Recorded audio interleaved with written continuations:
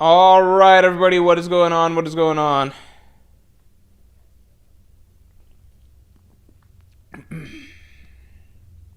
What is going on? Yeah, I'm here early. I'm here early.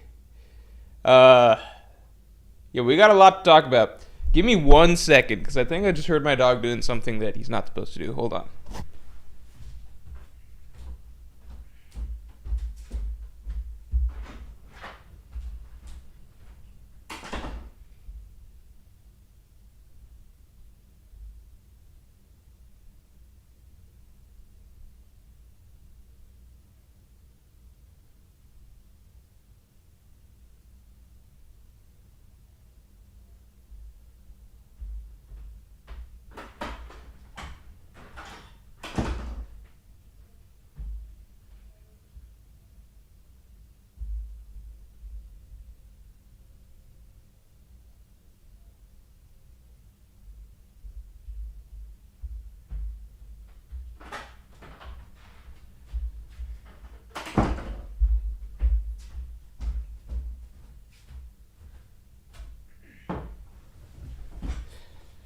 Hello, hello.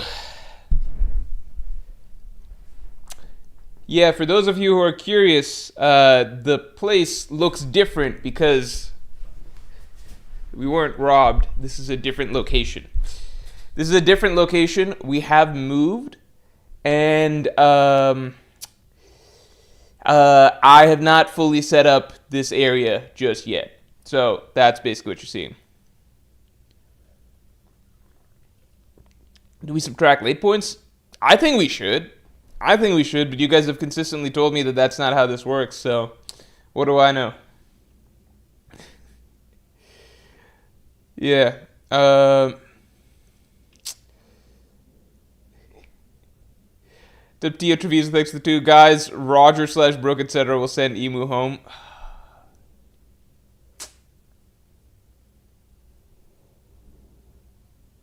Roger was a power scaling thing. I thought Brooke was gonna be a storytelling thing. I'm still curious as to how the whole Shuri storyline comes together here, because I feel like Brooke's music is going to be important to maybe getting through to her, getting through her brainwashing, whatever it may be. But it's clearly not going to be the key to sending Emo himself back. I wonder if Flipside. Yeah, I don't know. We got a lot of questions here. We got a lot of question marks here, right? So first of all, how many people think that? How many people think? Yeah, it's so empty. Yeah, I've not set up the background. Okay, so before we get any further, let me just explain. So this is a new room setup, but I haven't figured out what I want the background to look like. So I just defaulted to, at least to begin with, the same sort of background that we previously had, so that people wouldn't be like, oh my god, I'm so confused or whatever. Like people wouldn't be like, oh shit, what's going on? Also, it's just, I didn't have mental space to think about it, because like last weekend we did the move, but also last weekend was crazy, because if you remember, last Friday stream, we had basically an emergency come up. So Friday, we were supposed to start our move process, but we couldn't. Instead, we were busy till like late in the night. And so then Saturday, we woke up and just had to do everything in a hurry. And so that means that this week has been a process of just like slowly unpacking things. There's still stuff at the old apartment. Anyway, the point being, this stream room, I haven't really gotten mental space to think about how to set it up. It might just be the same sort of visual look as before, just with some slight tweaks that you guys would notice. Or I might want a window in there. I don't know. I think maybe no window. There's 2 windows in this room. What's crazy is that the dogs broke one of these windows on the first day. It is actually insane. They shattered one of the windows on the first day in this room. So yeah, we left for like 5 minutes, and they went and were freaking out that we'd left. So they were like throwing themselves against the window and broke it, which is not good. But anyway. Pro moves twice a year. The last move was 1 year ago. It was 1 year ago, which is a reasonable amount of time to move, you know? The previous move before that was more, I think, moved in August 2024, then April or March 2025, and then now. Oh, people are interested in Chainsaw Man ending. We've got Tio Treviso asking, have you caught up to Chainsaw Man yet? Funniest week ever. Brandino saying not to disrupt too much, but thoughts on Chainsaw Man ending. The Chainsaw Man ending. The Chainsaw Man ending. The Chainsaw Man ending. I don't want to spoil Chainsaw Man for you guys, but it's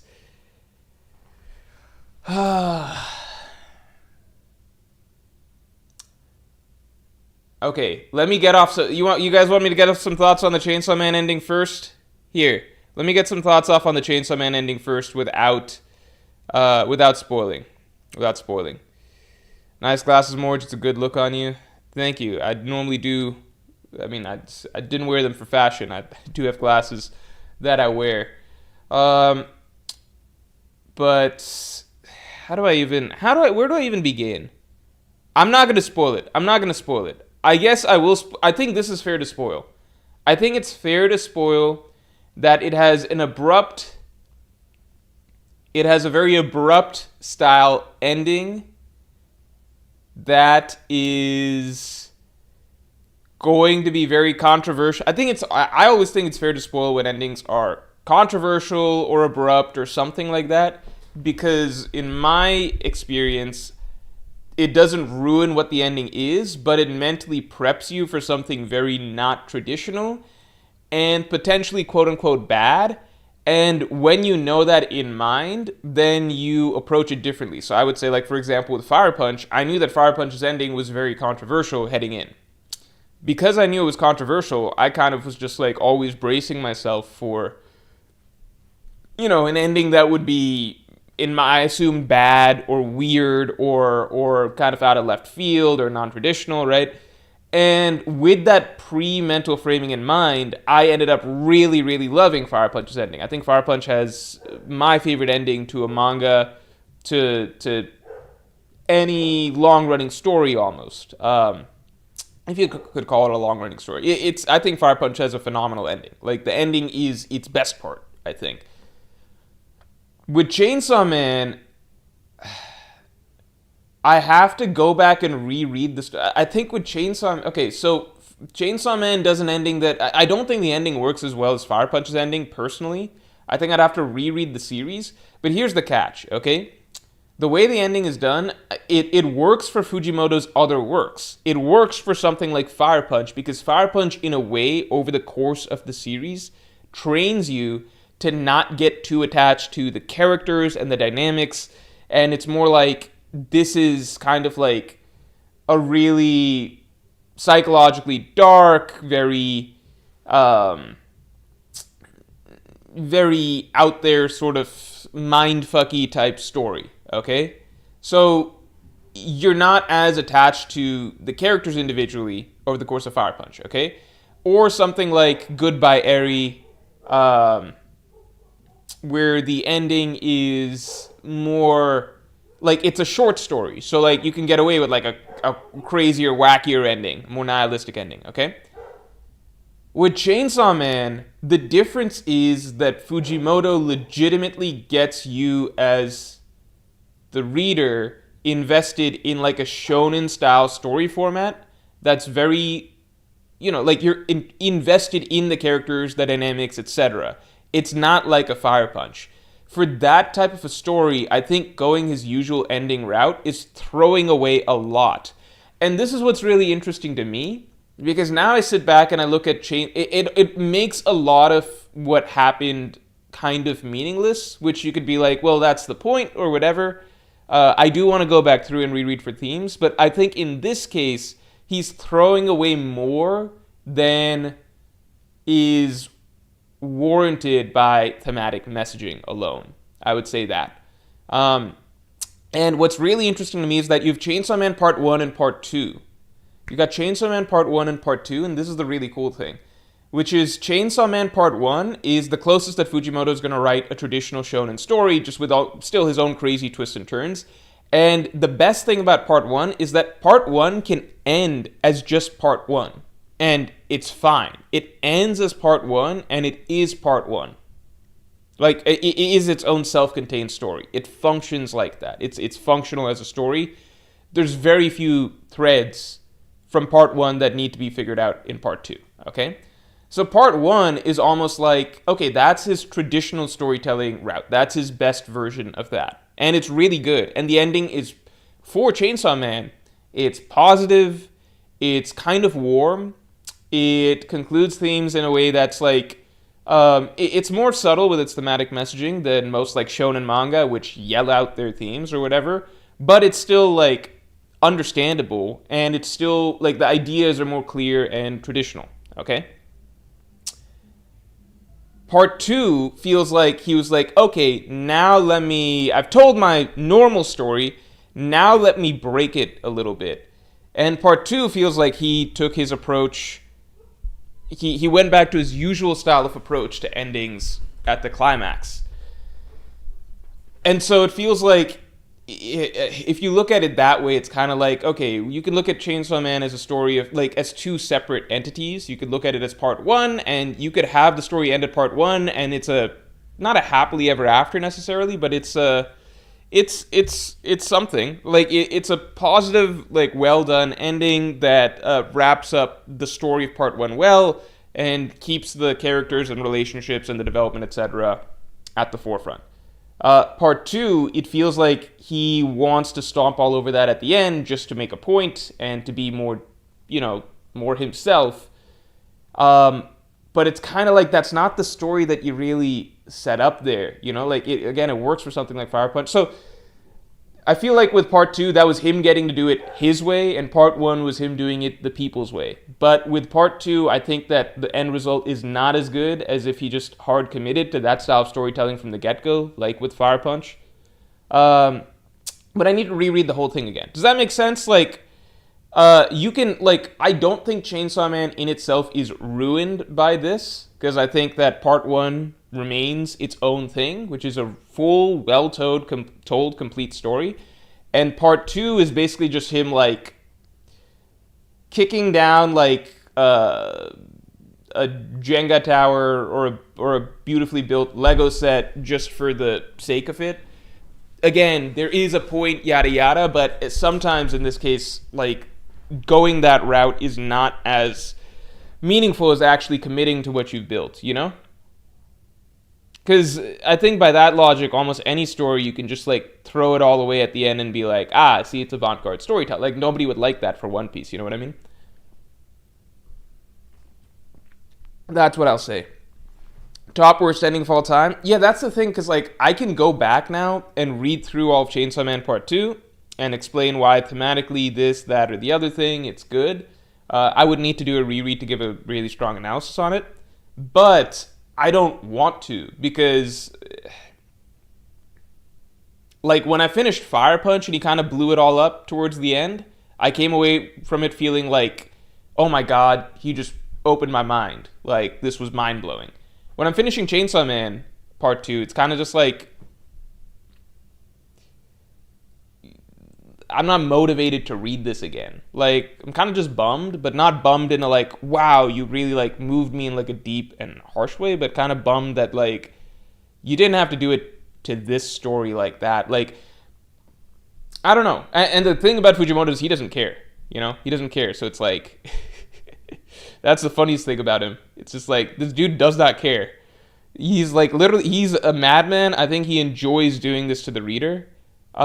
I don't know if it's the worst ending of all. Like, that's the thing. So what I'm saying is, like, I could go back through and give, like, a full thematic analysis and, like, why he went down the route that he did and why it makes sense and yada yada. I could do that, but I would still feel nothing from the story, right? I would still feel nothing. It doesn't erase the just, like, shoulder shrug feeling I now have towards it, It doesn't basically, like, this is a case where it feels like themes and ideas and yada yada, and like a very different sort of character arc doesn't replace the actual narrative that was built, you know? Shacker Magnus, thanks for the 5. Voice of All Things users are immune to Dom University. The ability allows their minds/voices to not be stifled by Dom University. Okay, that's a cool idea. I like that. Do we think it's the fruit or the Voice of All Things? Henchme987, thanks for being a Yonko tier member for 3 months. If Chopper's fruit is a forest god, then Chopper is a god himself, since Chopper doesn't have a conscious identity without the fruit possessing him. That is actually an interesting idea. That's a really interesting idea. I don't know if that's necessarily how it works. I feel like it could just be increasing his intelligence, but his natural personality remains the same. Because, like, Chopper's personality, it was established even before eating the Hito Hito no Mi, and this is like a very random choice by Oda. Before even eating the Hito Hito no Mi, Chopper was kind of like this low self-esteem outcast among reindeer because of his blue nose. So this is kind of like he's not... I still feel like his personality likely... We can't really know his full personality before he ate the fruit. But I feel like his personality just gained intelligence rather than the fruit shaped his personality. But that's an interesting idea. Meek, thanks for the 5. Hope you enjoyed my translation again this week. I'm in Hawaii, so gonna dip in like 5 minutes. Favorite and least favorite part of the chapter? Your translation. Did TCB put up their translation? Oh, they did. What the hell? What the hell? I only read OP scans. Oh my god. Let me see this. Okay, cool. Favorite and least favorite part of the chapter. Favorite part of the chapter, Emu at the end saying he's gonna head out. Least favorite part of the chapter, I didn't have a least favorite part of the chapter. I think this whole chapter is pretty good. I think this whole chapter is quite good. Let's see.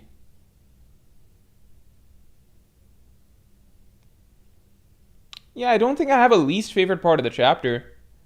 I think it's just a good chapter. There's a lot of question marks here. It leaves us with a lot of question marks. I don't have a least favorite part of the chapter. What's there? There's nothing I could really dislike, you know? I could force myself to pick something, but I would say nothing. I like this chapter. This is a good chapter. It's a very good chapter. It's an exciting chapter. Let's get stream likes up to 50 real quick. Muhammad JK, thanks a lot. Hey, Morge, sorry, but off-topic question. If one of the Straw Hat crew dies in the final arc, whose death do you think would affect you the most? The death that would affect me the most would be Usopp's, because Usopp's just the most human of the Straw Hats, so, like, the full totality of the... Like, he's not my favorite Straw Hat, but generally, Usopp's the most vulnerable member of the crew. Like, when it comes to those big emotional moments, he really wears his heart on his sleeve, and, like, just seeing him as, like, an ordinary, cowardly dude... step up and, you know, like, it's different. Like, for example, let's say Zoro dies, right? If Zoro dies, it feels a lot like the Nothing Happened scene, where it's, you know, that's how he's going to meet his death. It's going to be very proud and tough and stoic and noble, and that's really impressive. It would kind of be like an Odin death, right? It would be like reading Odin's death, which is going to be emotionally moving. But it's not quite the same as, like, if Usopp dies, because Usopp is just such a human person. He's not, like, this grand hero. He's just a guy. So, like, an Usopp death would be filled with, like, tears and snot coming out and, like yelling with a quivering voice and all of that. It would just be a lot more just... It would feel a lot more hard-hitting and raw, I think, because I think you can just get the most mileage out of him. I've thought about this a little bit. I was like, chances Oda kills a Straw Hat. I mean, I've obviously thought about this a lot in the past, but I've been entertaining the thought again. In the past, I argued that Usopp's the best candidate to die. I really don't know about that now. Really don't know. So now I've been kind of mulling over, well, what if Oda killed Brook? Because killing Brook is, like, the least harmful character to kill. Because... It's not even a skull joke that I'm trying to make here. It's just like, Brook is 90 years old. He's already dead. Like, this is his second go-around. Like, this is all, like, just bonus. He's playing with house money. He's not even supposed to be here. Like, he's supposed to be dead, you know? So, with Brook, it's like Oda invented the character to already exist on on borrowed time, I guess you could say. Not quite borrowed time, but he exists on the precipice between life and death. He's already there. He visits the underworld itself regularly, in a sense, in like soul form. He's very in tune with death. You know, he doesn't fear death. If Oda wanted to have a character die that wouldn't feel quite as much of an emotional punch as the rest of the Straw Hats, but would still be a character death, Brook is the safest and easiest option, because it's like that's it's a character who's like built to die. If you just show like a picture of the Straw Hat crew to a random person who's never heard of One Piece before, and we're like, hey, pick out which character you think is like closest to dying, they'd be like, that fucking dude that's already a skeleton. And be like, yeah, I guess that makes sense. The one tricky thing with Brook dying is that you need music at the final party, so I think that Brook dying is unlikely. It would be the easiest thing for Oda to do if he really wanted to kill a character, but also I think Oda wants the musician, you know? As long as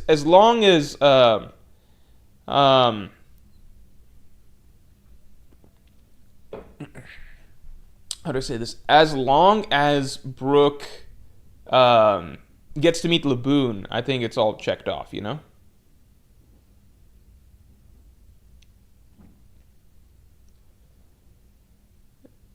Plum Blackhead says, Mord, so this is your new place? It looks so barren. If you put up banners, it would feel like your other streams. I know.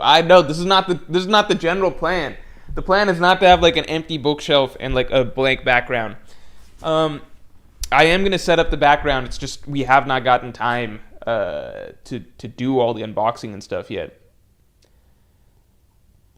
Where are we at? KY9S, thanks for the 10. If Emu heads to Elbaf and there's no extremely difficult scenarios/fights that come out of it, that's pretty awful to me. I already am kind of thinking he shouldn't have been involved in Elbaf. This was always going to be the arc that Emu was going to be in Elbaf. Obviously, we didn't think that going in. Going in, nobody thought that Emu would be the main boss of Elbaf. Like, fucking nobody. There was nobody saying that Emu's going to show up and they're going to fight Emu at Elbaf. That was not a thing that was discussed, period. The best that you saw were some people, including myself, putting out theories that the God's Knights might come to Elbaf, right? That was the prevailing... Like, Elbaf essentially shifted in terms of what people assume the main villain would be. Like, first we were like, okay, we don't know what's going on in Elbaf because we've not heard of any sort of conflict there. It wasn't like Dressrosa or Whole Cake Island or Wano. We're going to the arc. We knew what was waiting for us, right? So Elbaf was kind of a blank slate. Once we got there, the initial thought was, okay, this Loki guy seems like he could be the main villain. But even people were iffy about that. Then we were like, okay, it could be the God's Knights, and Shamrock and everyone did show up. But then Shamrock left, and then it's like, okay, maybe it's just these other God's Knights, these bum God's Knights. And then it became Emu, right? And even when Emu showed up, a lot of the assumption was like, okay, he's here, but is he going to be like the main villain of the arc, or is he just like touching base? He is set to be the main villain. Sorry. He does seem like he's set to be the main villain.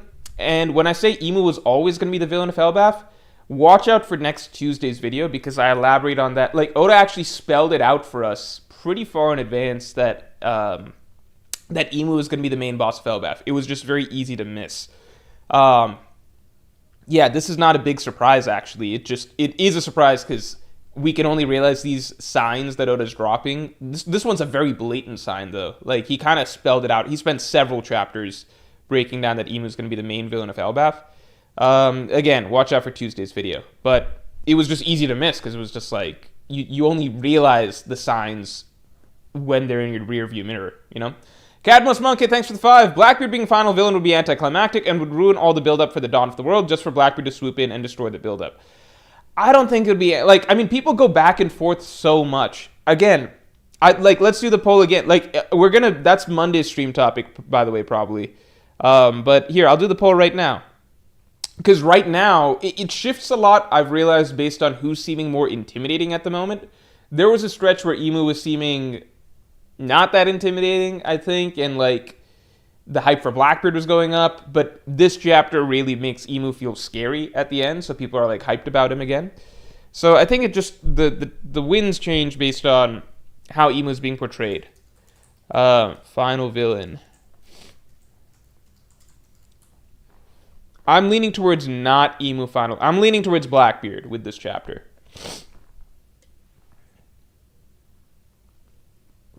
Sorry, I might have a slight cold. Very, very slight.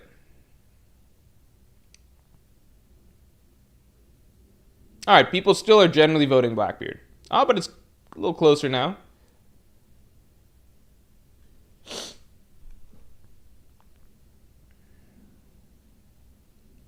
Random guy, thanks for the 2. The mechanics of regeneration feels inconsistent. Okay, so Dami Reversi regeneration clearly works differently than normal regeneration, right? Dami Reversi regeneration is you regenerate as long as it's not fatal. But normal regeneration does seem consistent in that, like, you really cannot kill the God's Knights. You know, I think that's not inconsistent. You need crazy amount of Conqueror's Haki. Like, killing him sitting there with his head chopped off and he's fine, you know? Sommers, interestingly, the heart thing was very interesting with Sommers. I wonder why Sommers specifically has that, but I don't think that is inconsistent. Like, the fact that he's able to put his head back together is not inconsistent with regeneration idea. It is interesting, though. It means that Luffy's Haki is not as good as Loki's, right?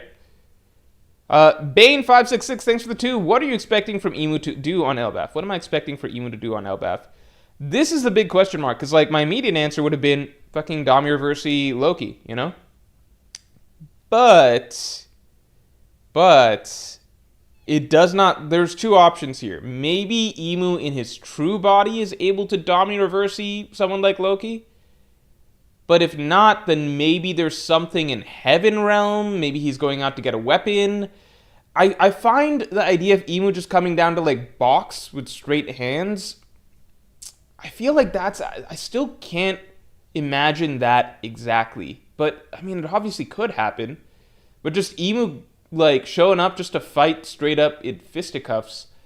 I mean, Usopp's called him out. Like, his whole MO this entire arc has been control, like, puppets. He likes using puppets. He likes using his God's Knights with the pacts to him. He likes using Dami Reversi. He likes using the puppets. So it feels a little bit, like, out there. It feels a little bit against his, like, he's done that to Rox, Herald, yada yada in Elbaf. He every single time we see him, that's how he prefers to fight. So I don't know if just, like, if this would be enough to force him to be like, oh, I really want to get my hands dirty, because I feel like he just does not want to do that. So I wonder if there's something else that he wants to go out and possess. I don't know. Stormfox, thanks for the 2. Imu just coming to Elbaf wasn't something I thought. Yeah.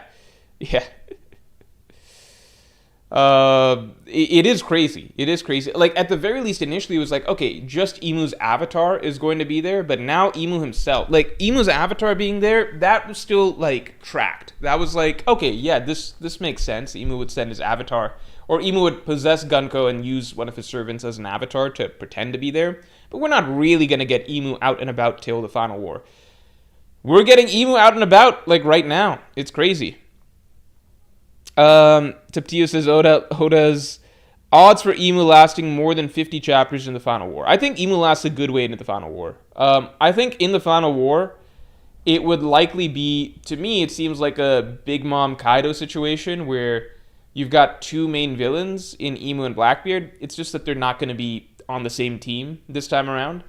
So when you got 2 main villains like Imu and Blackbeard, climactically, I imagine that they will both go down towards the end, you know? Especially because, like, Imu lasting 50 chapters, there's so many more fights that have to, like, Imu has to be the last domino.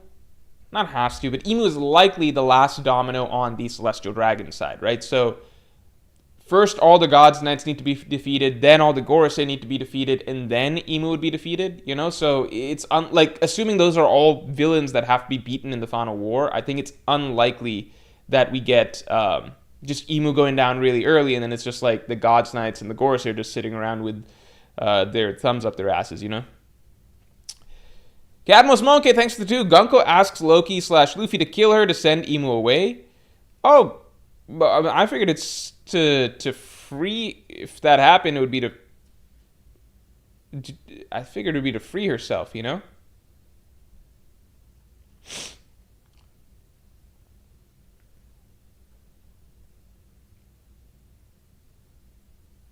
Like, I figure at this point, it's not going to be... Imu's not going to be important to... Imu's not going to be important to...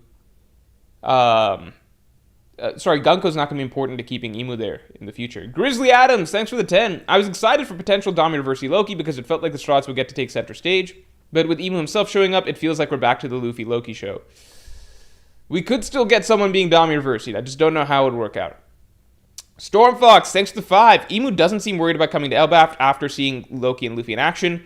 He made it seem like he's just getting lunch. Yeah, that's pretty cool. I like that. I like that quite a bit. Now, it's not the first time that a character has assumed that they can just beat up, like, Luffy and his teammates or whatever, and they view it casually. You know, we know how those things tend to go. Like, people are drawing the Doflamingo parallel here. Like, Doflamingo had fought Luffy and Law throughout the Dressrosa arc individually. Like, he fought Law first, then he fought Luffy later. And then, but, like, by the time they showed up at the climax with both of them side by side together, Doflamingo still wasn't concerned, and then Doflamingo got his ass kicked, you know? So stuff like that happens. I'd say the difference here is that, as far as we know, Luffy and Loki don't have like an ace up their sleeve. Like, Luffy had Gear 4th or whatever to debut against Doflamingo. That's not the case here. Luffy really should have busted out Gear 4th right away while Law was still like there and in full health, alive and kicking. I guess that's why Bellamy was such a useful pawn for Doflamingo. Stopped Luffy from being able to go all out. Also, let's get the stream likes up to 100 real quick.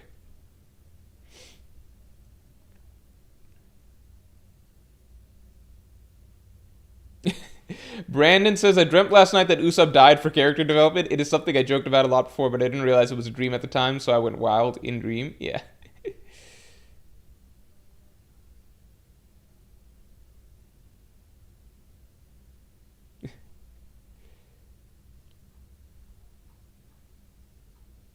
One second.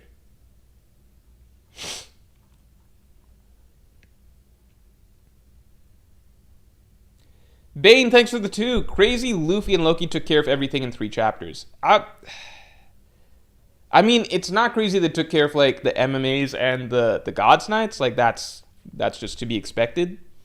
But, yeah, Loki being taken care of, or Imu being taken care of that fast, that is something. Matthew Armstrong, thanks for the 6. I mean, it wasn't taken care of. I mean, I guess he was, in the sense that it seems like Imu decided that he needed his true body to fight, right? Because it didn't seem like he had a... If he could have just busted out of Ragnar's ice, then he would have probably done that, right? Also, Ragnar's ice is crazy. I think it's just clearly better than Aokiji's ice. I think everyone and their mother breaks out of Aokiji's ice.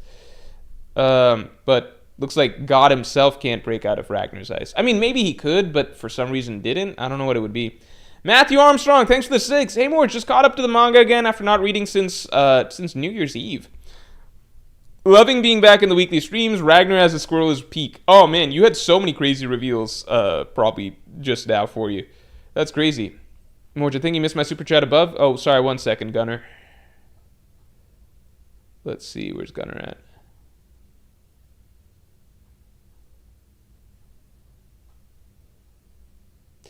Gunner, thanks for being a Yonko tier member for 34 months, man. As much as I dislike the ending, I think if he at least resolved a lot of the things and set up for the reset, it would have been okay. This, though, is... Yeah, I think that's another part of it, which is that he got us invested in an actual plot, but making the plot completely irrelevant in the end just to do the reset, I think that's weird. That's where the issue is. Like, with Fire Punch... again, I keep comparing to Fire Punch because, again, it's his previous work, and with Fire Punch, he did it in a manner where, yes, there were lots of plot points that slowly started to feel like, okay, this doesn't matter as much, that doesn't matter as much, but Fire Punch was written in a more dreamy manner from the beginning, so a lot of the plot points that ended up slowly not mattering as you went along with the story, you realize that part of the point is that they don't matter. and it didn't feel like much. He didn't get the reader too invested in them, if that makes sense, you know? With Chainsaw Man, it really feels like this was a very plot-heavy story. Like, you are supposed to care about the threads, the various cast of characters, the mysteries, reveals, etc. He could have kind of cut to this reset at any point. I feel like that's the thing. He could have cut to this reset almost at any point, and most things would have been the same. I think you could have kept the last 3 chapters roughly the same, and that's kind of how it would go.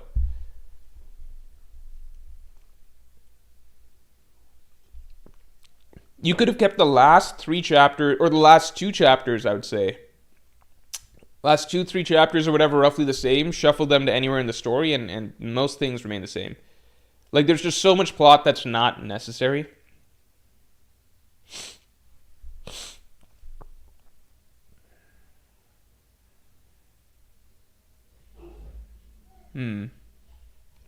Yeah, I don't know. Sorry, one sec.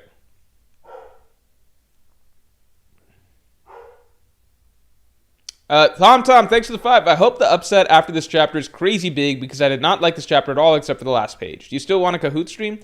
I did message you about that. I think Monday's stream were actually good, but maybe I think I will want to do a Kahoot stream soon, but not this Monday. Not this Monday. So we're good for the moment. But thank you for offering.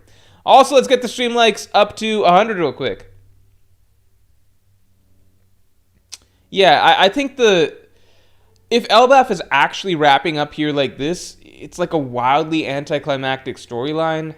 I think it's just it's actually lower stakes in a sense than Egghead, I would say, because like Egghead, at least you had the heroes pretty much outgunned by the Gorosei by the end. Like the Strides weren't going to beat the Gorosei themselves, but at that point in time, you know, that's why the Joy Boy Hockey Knot was necessary. But here, you know, once Luffy, Loki, Zoro, and Sanji came upstairs, it was really a walk in the park. Like, killing him was straight up off screen, you know? Emu lasted just 4 or 5 pages against Luffy and Loki. Obviously due to matchup difficulties, but so that's all fine as long as there's, you know, as long as we're setting up for, like, the hammer to fall. I'm not saying the Strats need to lose here or something like that, okay? Like, I'm just saying, like, a more difficult finale. Random guy, thanks for the 5. We saw God's Knights regrow their body parts without needing to reattach. Killing him should just be able to regrow his body. Oh, I see what you're saying. I feel like it might be kind of more like a percentage type thing. I see what you're saying. Like a percentage type thing in the sense that, like, look, if you've still got, like, you know, like at least your head, torso, and an arm or something like that, you got like 40-50% of your body, then it'll regrow. But I wonder if once it's in absolute pieces, then you maybe need to reattach a little bit. But you're right that that's not really how it was before. It's kind of just like, you know, if you get pieced up, you kind of just regenerate regardless. That's a good point. Right now, it seems like only Emu has that level of regeneration, where he's pretty much just a shadow. Emu is basically like Logia were back in the day, you know? Anime Dimension, thanks for the 20. How do you think Elbaf will end? If Emu comes to Elbaf, I don't think anyone will be able to escape the island, and we don't even have Emmet here to help. If the Holy Knights are defeated and that impacts Emu, he may be forced to return. Let me throw it as a poll to you guys, but Tuesday's video will explain a lot of that. Hold on, here. Hold on. Elbaf end. Straw Hats are defeated. Hold on. Let's say heroes are defeated.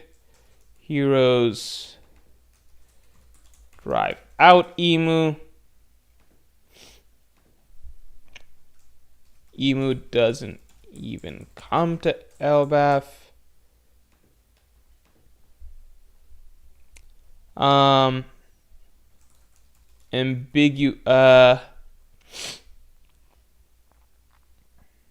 Yeah. Let's just say, let's give these as the options. Let me just give these as the options. I think that there's more nuance to how you could interpret these options. I don't think it's as I think it might not be as black and white as like, oh, they just straight up defeat Emu, or oh, they managed to drive him out.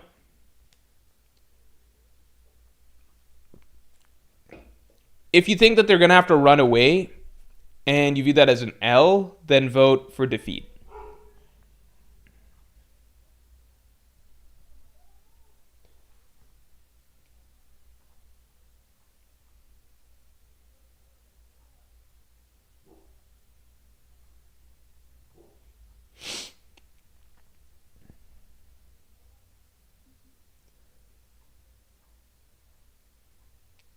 Tiptio, thanks for the 5-man. Emu stock's going down. Blackbeard fans up.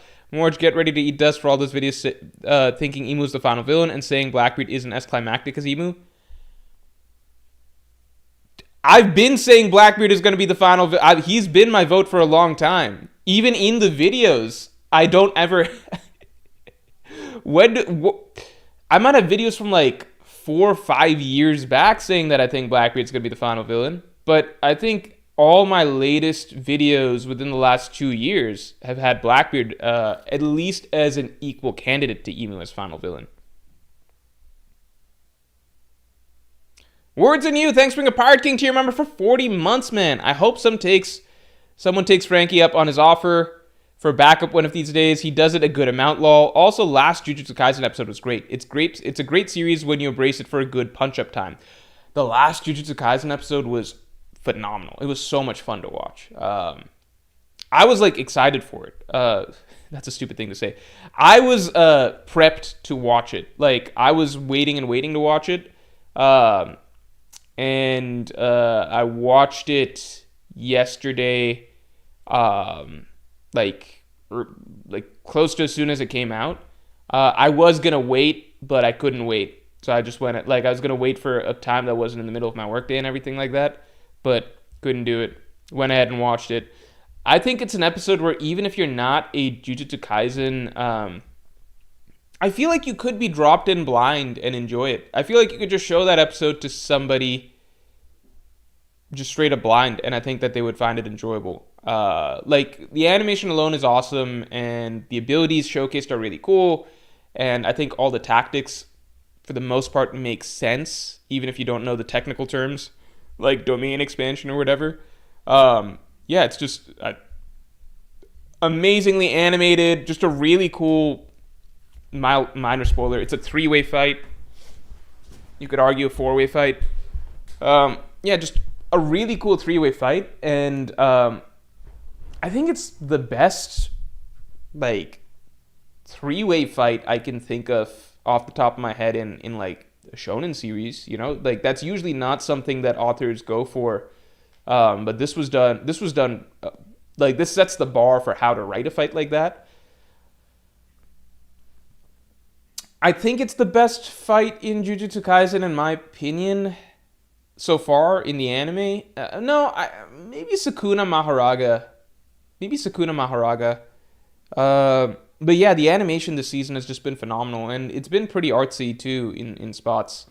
Hard recommend that.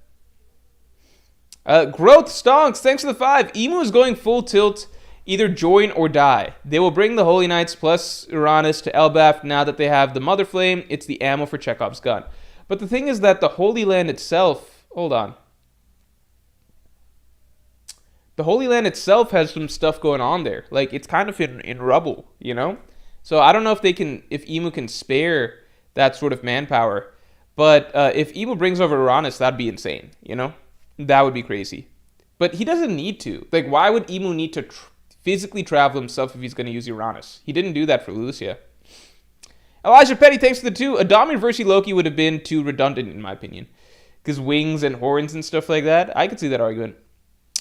Ariando, thanks for the 2. Does Dami Reversi only affect non-Devil Fruit users? I think that's a solid possibility, because it kind of goes back... I talk about this in the chapter review that comes out tomorrow, but in a way it goes back to like what Jabura was saying, like, oh, you can't have 2 devils inside of you.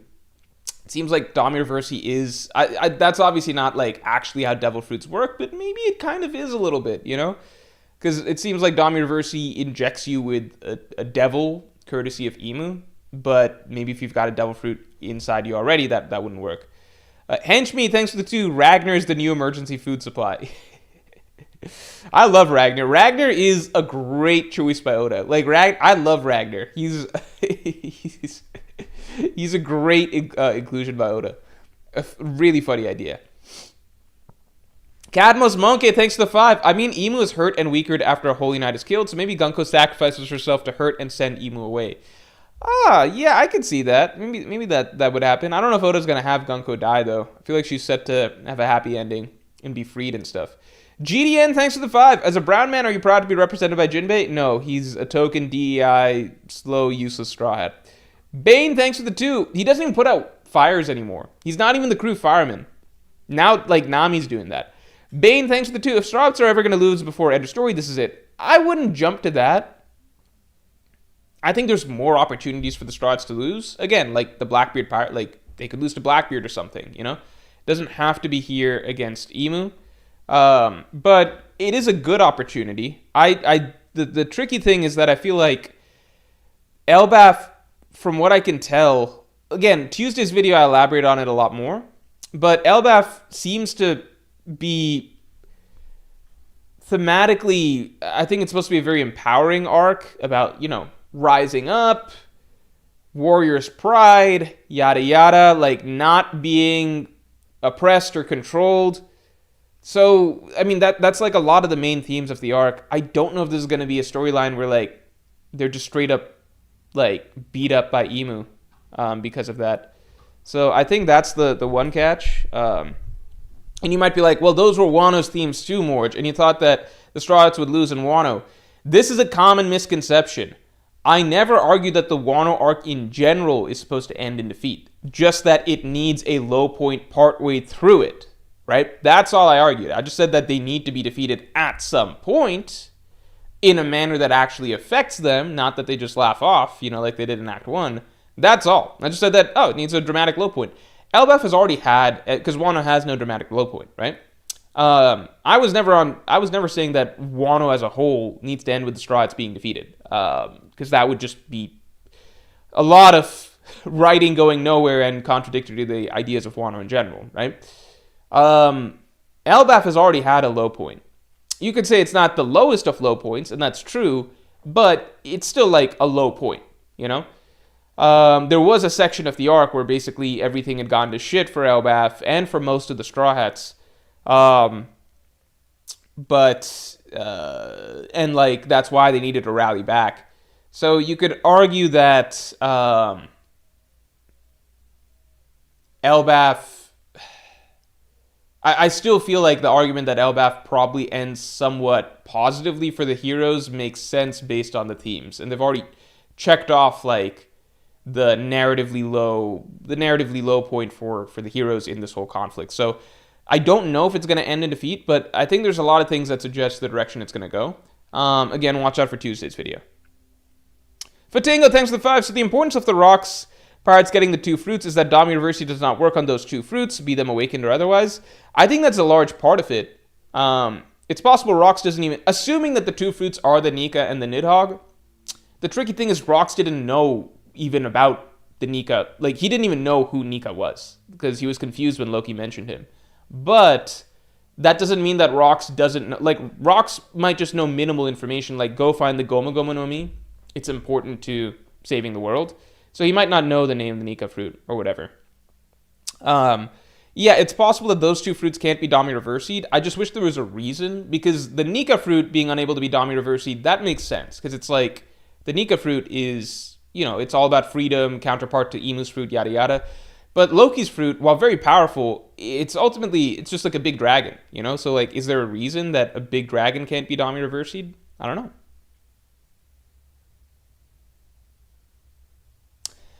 King6681, thanks for the 5. I think we were underselling how close the end is. I think Elbaf is the start of the war we've been waiting for, and One Piece / Blackbeard will fall into place after. I think the Blackbeard parts are going to be part of the war. I think everything comes together in the big war. Georgeson, thanks for the 7. What do you think of Luffy listening to backstories now? Since time skip, Luffy has more understood the context of his actions. In my opinion, that harms his character. I think it's just inconsistent writing with Oda. Like, it's not like he knows, for example, Bonnie's backstory. Not inconsistent in a bad way. It's just like, I don't think Oda's sticking to some hard and fast rule. Like, Luffy needs to know these backstories or those backstories. Yeah. I think in Wano, it was interesting because I feel like Luffy needed to hear the Oden backstory to understand a bit. Because, like, in Wano, I'm always going to point out, Wano, Luffy's not very... There's not much personal motivation that happens in Wano for Luffy. He kind of just chills most of the arc, hangs out in Udon, and that's why he's, like, laughing and giggling all the way to the raid. It's nothing like, you know, the walk to Arlong Park or, like, the Struts lining up together at Enies Lobby or, like, them getting on the C train to ride to Enies Lobby. Like, there's none of that sort of energy. Luffy's kind of just there, and he's laughing and giggling, and he's like, I'm going to beat up Wano, like, Kaido to save Wano. So, because Luffy has almost, like, no personal sort of skin in the game for the majority of the arc, I think it was important for Oda to, like, just have Luffy listen to and hear some of the bad things that happened to Wano, just to give some sort of motivation. In Elbaf, I figure with Luffy, it's important for him to understand Loki a bit before freeing Loki, because usually Luffy gets to... Like, when Luffy went to sleep during Nami's backstory, it's because it didn't matter to Luffy, because Luffy had already... he already knew Nami at that point. Like, he'd already spent so much time with Nami, he felt he understood her character. He was like, what's the point of listening to the story? I don't care. I already know I like Nami. I know the type of person she is. I'm just going to fight on her side anyway, right? With Loki, Luffy and Loki, like... Loki was just this dude that Luffy built a rapport with while Loki was chained up, but he didn't really... You know, I think this is Oda trying to make Luffy understand his character a bit better. Andrew Mungal, thanks for the 5. Morge theories are always getting disproven by Oda, doing stuff no one could predict. Imu's real body showing up still sounds crazy after after the chapter. I would agree. Oda doing stuff no one could predict with this chapter. The one thing I would say is that I'm a little confused by why Oda needed to go this route. Because, like, how do I say this? When Imu's body... Like, couldn't Imu's body just be that bot? Like... How do I say this? I figured that black form already was Imu's true form. You know, I've talked about this in past couple chapters. I'm like, yeah, so right now Imu's fighting with possessed Gunko, but Imu's true form is in Marijua, right? Imu's true form is in Marijua. And I talked about how, like, from my understanding, in God Valley, that was where Imu actually manifested his true form. The black silhouette form, he sent it over to God Valley, right? So my understanding is that, like, and I think most people's understanding was that is Imu's true form when he manifests like that, right? So this is actually, like, taking a step back by saying, like, okay, that's actually not Imu's true form, so that's new information to us. Like, even when Imu came out of Gunko's body this chapter and was trying to dominate Reversi, Luffy, and Loki, the revelation that that's not his true form is new information to us, if that makes sense. So it is crazy to think that, okay, Imu's coming out to fight himself at Elbaf, but at the same time, I think it already seemed like that was what was happening when Imu, in the first place, came out of Gunko's body. The same way at, like, God Valley, when Imu came out of Saturn, it seemed like Imu had come down to fight himself. So it does sound crazy that, oh my god, Imu's going to Elbaf, but it's more so the revelation that he wasn't actually at Elbaf, and he wasn't actually at God Valley, but now he's actually going to be there, if that makes sense. So it's not crazy on paper. Like, if you told me last chapter, like, Imu's true form is going to come to Elbaf, I would have been like, oh, just like at God Valley or whatever. So, or I would have just been like, oh, so does he, like, exit Gunko's body like he did at God Valley? Does that make sense? So, like, the reveal isn't that crazy in and of itself, but the new information that, okay, Imu can do even more than he's been shown doing, I think that's pretty cool. Assuming that in his true form he fights differently, you know? Shacker Magnus, thanks for the 5. If Killingham and Somers are this weak with the Covenant boost, I can't imagine how weak they'd be without it. Legit buggy victims, Emu has to amp them. Yeah, part of the tricky thing is we don't know how much of a boost the Covenant boost is. So it's hard to say. But I would agree. Also, let's get the stream lights up to 100 real quick.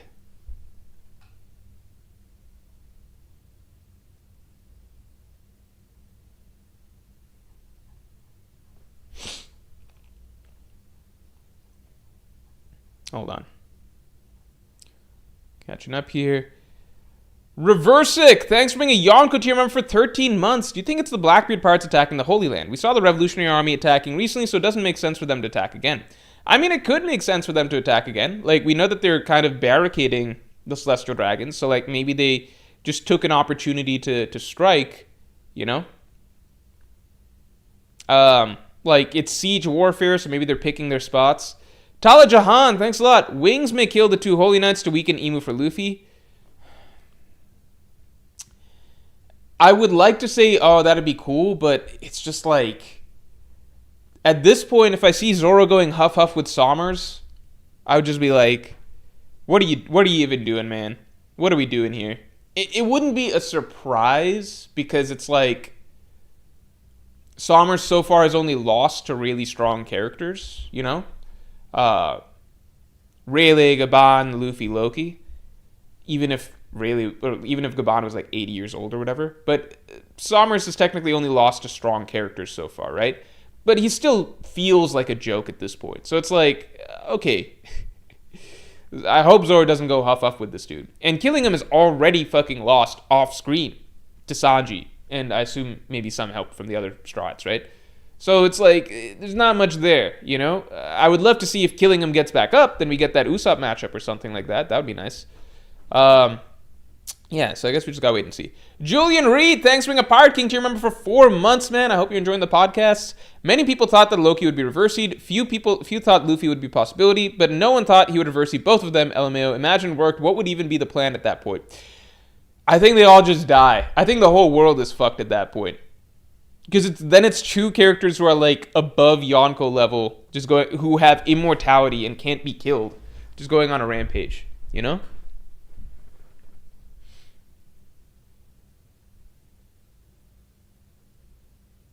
Darkness fruit is the second fruit Rox is talking about? Yeah, that's very possible. Newport's Poppy, thanks for the 5. Second fruit is Yami fruit, the fruit Zebek's son spent decades looking for. Yeah, but, I mean, you could make that argument, but then, like, Blackbeard...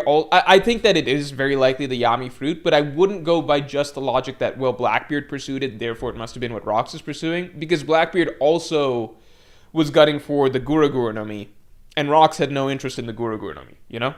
So it's not necessarily the case that Blackbeard's plans and his knowledge perfectly mirror Rox's plans and knowledge, you know? But it's obviously a safe bet. I would not be surprised if it's the Yami no Mi.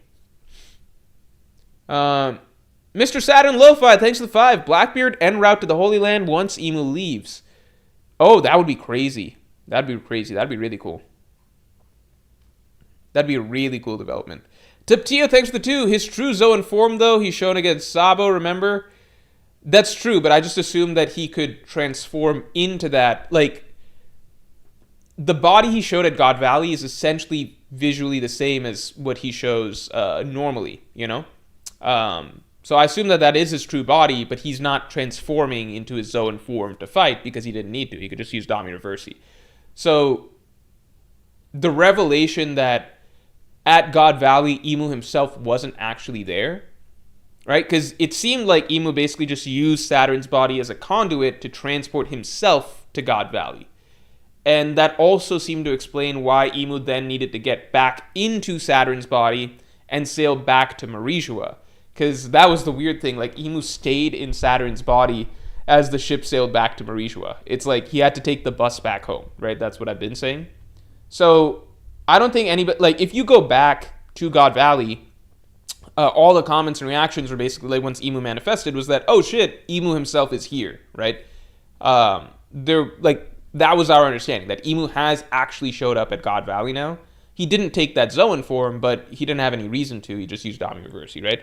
So this is a new revelation that, okay, Emu hasn't actually shown up himself at any of these spots Be that at God Valley, be that here, even when he came out of Gunko's body, none of this is the real Imu. Now Imu himself is going, right? So that's a new revelation. So that's what I mean when I say, like, it seems like a crazy twist that Imu's coming to Elbaf, but at the same time, it's not, like, a truly crazy twist in the sense that most people already viewed that as, like, as soon as Imu, like, most people already viewed it as, like, Imu did show up at God Valley, you know? Most people viewed it as that is Imu's form. Therefore, the revelation that Imu, even coming out of Gunko's body here at Elbaf, is not Imu's true body, that's kind of like,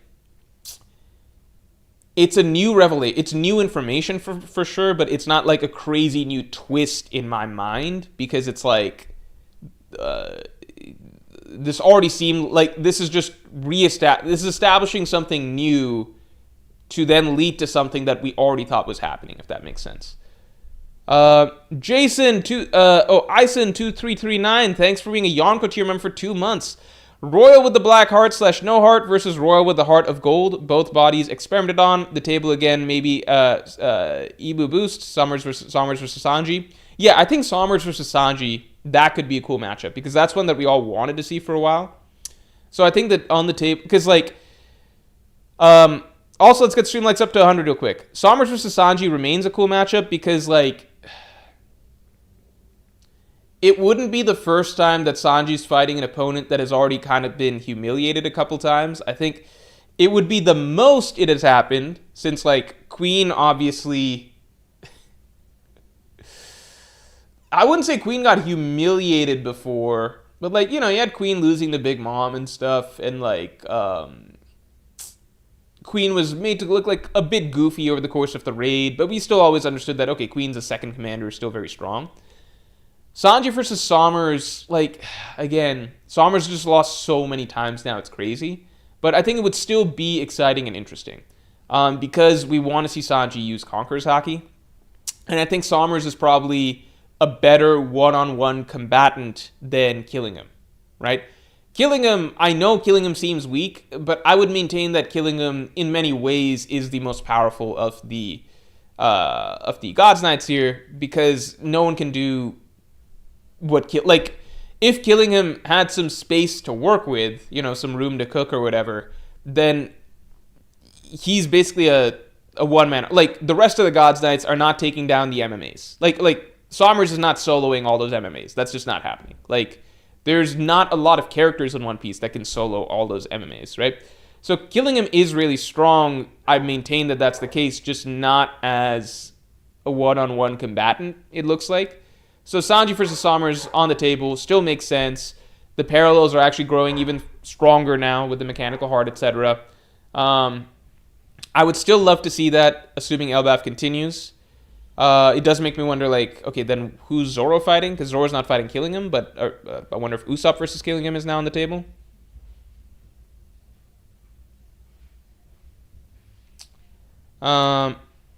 Yeah.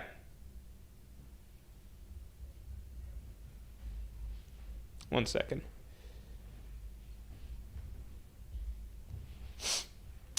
Royal with... yeah. Random guy, thanks for the 10. Biblo escaped the Heaven Realm. I still think that would be relevant. Oh, that's a really good guess. Maybe Straw Hats trained there before leaving. Remember, Frankie still has the Adam Tree plot thread. The arc still has a ways to go. Yeah, I mean, you would think that's the case, but, like, this happens in many One Piece arcs. Like, I still believe that the arc has a ways to go, but we've seen this enough times now that it's like, okay, well, there's still this thing that has to be checked off, this thing that has to be checked off, what about this mystery, right? We've seen that in Wano and in Egghead, and it's like, sometimes Oda just doesn't have the time for it or the capacity for it, you know? That's also a reality that we gotta remember. But I'm still on the train that, you know, Elbaf still has more to go. I still believe that Elbaf, my initial prediction was Elbaf ends around chapter 1200. I still think that's what we're heading towards. So 22 chapters for the whole thing to wrap seems perfectly right, I think. Random guy, no, we covered this. Duck20, thanks for the 2. Thoughts on Chainsaw Man ending? I talked about this earlier, so I don't want to, I mean, I'm not going to spoil the ending, but I don't want to, like, ruin it for people who are Chainsaw Man, or like I don't want to turn off the One Piece fans from the stream, so I'll keep it very short. You can go back to earlier in the stream if you want to see me talking about the Chainsaw Man ending. I would say it's classic Fujimoto, but in this case, it's not he's throwing away a lot for very little. I would say he's throwing away a lot for very little. There's too much that felt like it was set up, and too much that we were actually invested in, and too much plot behind all of this for it to feel in any way like, even if he did, like, because I think he doesn't like giving readers a satisfying ending, but this is bordering on like I think he's always played the line in the past with Fire Punch and Goodbye Eri in a manner where like he can give us an unsatisfying ending but still make it feel really poignant and actually fitting for the story. I don't feel like that's the case for Chainsaw Man Part 2. I don't feel like that's the case. But the good news is that Chainsaw Man Part 1 does work as a full and complete story in and of itself. And with that, he went more for traditional narrative route. Tetrahedral Milk, thanks to the 5. Hope to see the Usopp from the Luffy versus Usopp fight at least once more. I think we will get that in Elbaf. And I love that Oda set us up with that attitude from Usopp before giving us, I guess, this little pause in the action. Snap, thanks for being a Yonko tier member for 42 months, man. Hey, Morge boy, I'm trying to get a new job. It will be so nice to not work 6 days a week and get much better pay. How are you doing? When Kingdom? Oh, I do have to start Kingdom. You know what I just finished? I'm sorry you got to work 6 days a week. That is not right, and that's not sustainable, I think, in the long run, because people need at least a break day. But then there's also like so many life errands that you have to do, you know? So like, just you need time to shop or do things or stuff like that, right? Like, and that's why I think people need, in my opinion, 3 days of break a week, 4 days of work is ideal, but obviously that's not realistic, you know? And as for Kingdom, I could probably do Kingdom next. I'm thinking about doing, like, Kingdom is the next manga I plan to read. I am caught up on most anime that I want to be caught up on. There's 2 anime that I want to try soon, which is Gurren Lagann, and I want to finish Legend of the Galactic Heroes. I just finished out Fate Strange Fake, and it was surprisingly really, really enjoyable. I hard recommend Fate Strange Fake. It's not like the other Fate series, which are a lot of like just general whining, whiny ass characters whining about stuff. Fate Strange Fake has a bit of that, but it's mostly hands. And the animation is beautiful. I prefer this animation to Fate Zero, Fate Unlimited Blade Works. I like A1's animation for this. Yeah. A1's animation style is really beautiful for this. It feels very, very dreamlike. And just some of the fights here, it's just back to back to back. The plot moves really well. I think plot moves really well, very fast paced.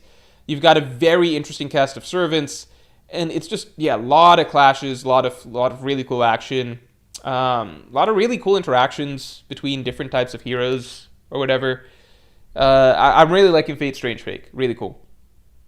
Bawa2929, thanks for the 10. I think the counter to Dami Reversi could just be Devil Fruit users. Dami Reversi only works on non-users as far as we know, and Fruit users can flip them back with attacks or touching them. Yeah, I think that's the simplest explanation. Otherwise, it's that the 2 fruits in particular are special. But that could be the simplest explanation. 1 second. Oh, my mouse is out of battery. Drink water, thanks to the 10. Yomorge, a little late, but I think the mechanical heart is similar, if not the same technology used in Emmet. If Emu continues to Elbaf, it's like Nika's drum, if Liberation fueling Emmet, not Sommers. Drum of Liberation fueling Emmet, but Sommers. Oh, that's kind of... Oh, I see. So Emu arriving at Elbaf with like... But Sommers is still awake, but I get what you're saying. That would be really cool if it's similar technology from back then. But Sommers was young 40 years ago, so I mean, maybe there's something that's being done. Why would you waste a mechanical heart on Sommers, though? Is Emu like, this soldier is so valuable that I need to put technology into preserving him? Henchme987, thanks for the 2. Rock's dumb for not using Seastone bullets on Emu.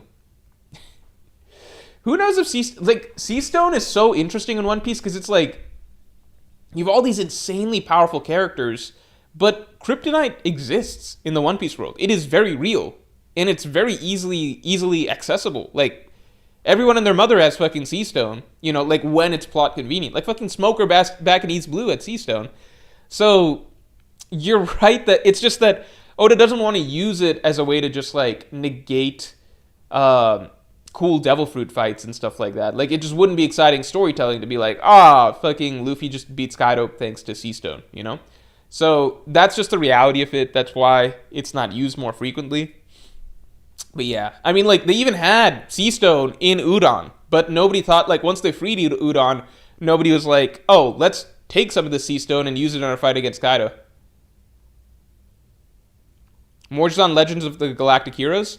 I watched some of it a long time back, and then I had to take a little break. But I really liked it. I watched several episodes. I was really enjoying it. Maybe like I don't think I got 10 episodes in, but I think at least somewhere between 5 to 10 episodes in. Then I had to take a little break, and then I had to take a little break, and then I never got back into it. But now it's on Crunchyroll, I think. So now it's very easy to watch, because before I had to like do a special subscription to watch it. I was interested in the series. And then yeah, Gurren Lagann I really, really want to watch. I've heard only good things. Only really good things. Newport's Poppy, thanks for being a Supernova member for 6 months. Holy Knight's Dying Hurts Emu, Gunko Suicide, ? So a lot of people have suggested that this stream. Interesting. Sea Stone doesn't... I don't know if... I feel like Gunko's set to have a happy ending. Personally. I don't know. Like, kind of like, you know, I think Oda likes to liberate these type of characters like Bonnie and Kuma and stuff like that. Like, if Oda's not even willing to kill Kuma, who is fully ready to, like, kill himself forever, I'm just not going to do predictions on, like, characters like that dying. Sommers is just that guy that Emu can't live without. Yeah. Emu likes similar-minded people, but all the Celestial Dragons are kind of like that.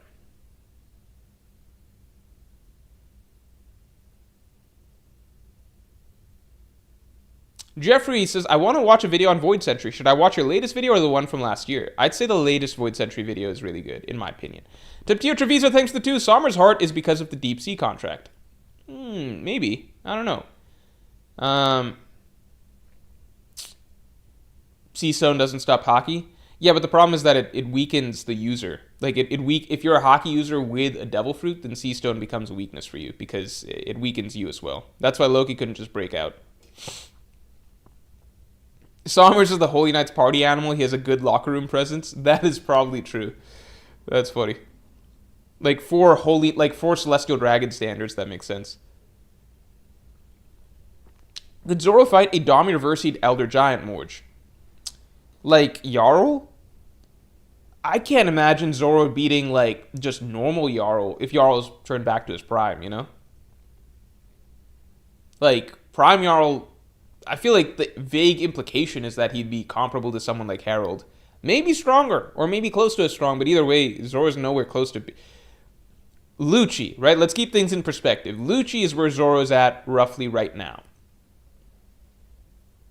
Obviously, Zoro, when he taps into his Advanced Conqueror's Haki, that goes up, but, you know, I think Jarl would be a very steep climb right now, and Dami Reversied would not work.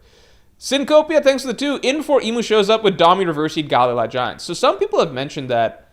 That's been mentioned, but then I'm also like, why doesn't Emu, like, unleash these guys before if he knew where they're at? Crazy the amount of connections to Punk Hazard that are here right now. And it does seem really likely that Ragnar was the one who froze those Dami Reversied Giants. You know, it does seem really, really likely. I think that's, like, the safest bet. The Asmark really did a number on his aura. I think that stuff is important, though. I think that stuff is very important because, like, if you don't give Zoro a clear sort of ceiling, then his fans can basically imagine it to be whatever, and that's not good, you know? Because, like, when we left Wano, Zoro had unlocked Advanced Conqueror's Haki, it looked like. And at the time, it looked like he'd mastered it. We're only being now told that he didn't master it. He just kind of still just accidentally doing it, right? But at the time, it looked like, okay, Zoro's got Advanced Conqueror's Haki. So if you're a hardcore Zoro fan, you could argue that Zoro kind of just, like, wrecks King after he unlocks Advanced Conqueror's Haki. So you could gas King like Zoro up to like Admiral level or something like that if you're a hardcore Zoro fan, you know? Same with and then Ashura is also like a big thing. I think I'm one of the people that talks about Ashura the most, but like Ashura, to me, if you want to gas up Zoro, you look at Ashura, because Ashura is the thing where we have not been shown a hard ceiling on. Like, we can assume there obviously is a ceiling, but we actually haven't been shown it, you know? Because as far as we know, even a very, very, very handicapped Zoro, like significantly, insanely handicapped Zoro, still beats Hybrid Kaido with Ashura. You know, that's just objectively true based on the sample size we got. Now, the sample size is extremely small. It's just one clash. But that's why it opens it up to just like, there's no hard cap that was established. You know, there's no hard cap that was established. But that's why it's also important for Zoro to give Zoro some hard caps every once in a while. So it is established that Zoro, as is, like day to day, he can't walk through a guy like Lucci, you know? Maybe if he's got his Conqueror's Haki under control, or he can pull out Ashura, then it's easy. But as it is right now, that's not the case, you know?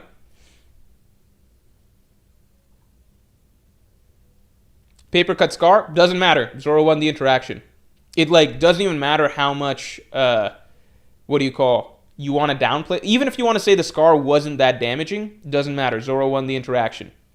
Kaido is 0-1 against Ashura Zoro. That's just the way it is, you know? And there was no run back, because after that, Zoro's just too exhausted, because he's got injuries and stuff, right? Drink water. Thanks for the 5. You know what's messed up? Well, Zoro was told he has Conqueror's Haki. He doesn't know Advanced Conqueror's Haki is a thing. He's still blind, even though he used it. Yeah, it's pretty funny. But to be fair, Zoro hasn't been like... He's not being taught and stuff like that, the way that other characters are being taught, you know? Like, Luffy got a whole second round of training in Udon.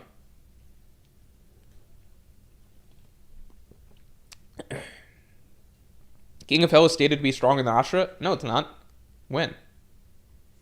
What? No, it's not.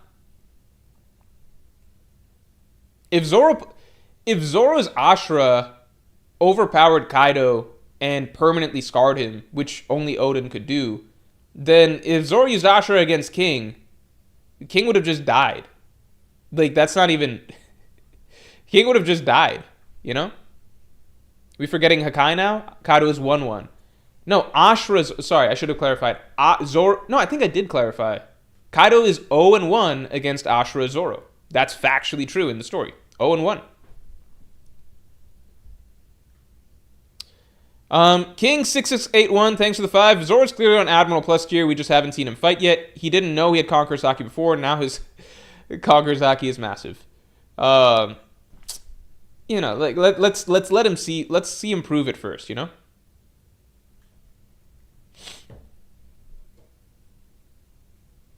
Then how did Lucci make him wheeze? Yeah, I think we need to see Zoro without it, or sorry, Zoro with it again. I think we need to see Zoro with it again.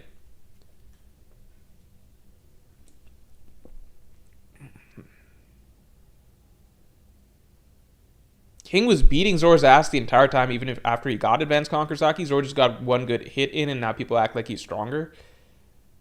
I think that's not true. I think Zoro beat King pretty definitively afterwards, right?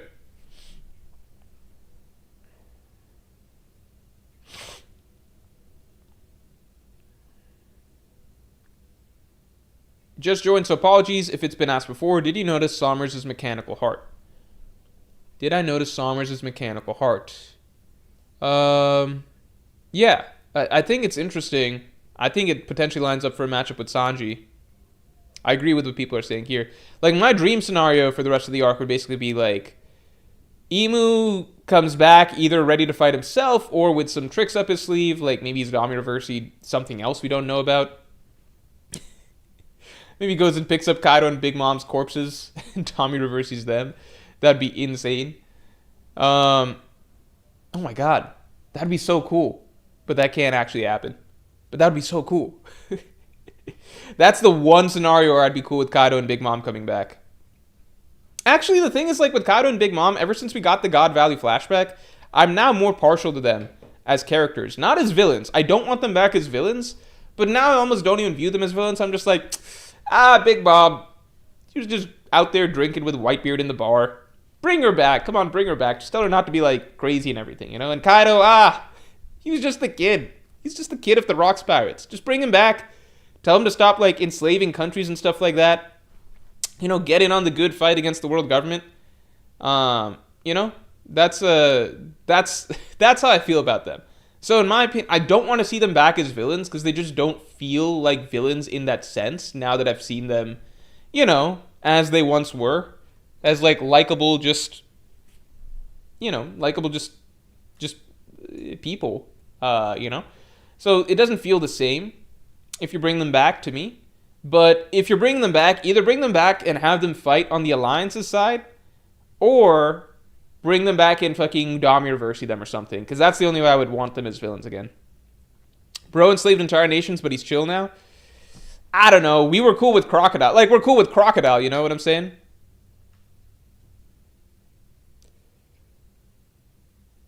I don't mind if they both come back but broken and lose their ambition. There's no reason for Big Mom to come back broken and having lost her ambition. Because, like, she would come back just, like, fucking, like, pissed off. Like, that was the most BS battlefield removal strategy of all time, you know? Like, she'd be like, I didn't even fucking lose. Like, why is the Wano arc over? What's going on here? I thought we're not, what the fuck?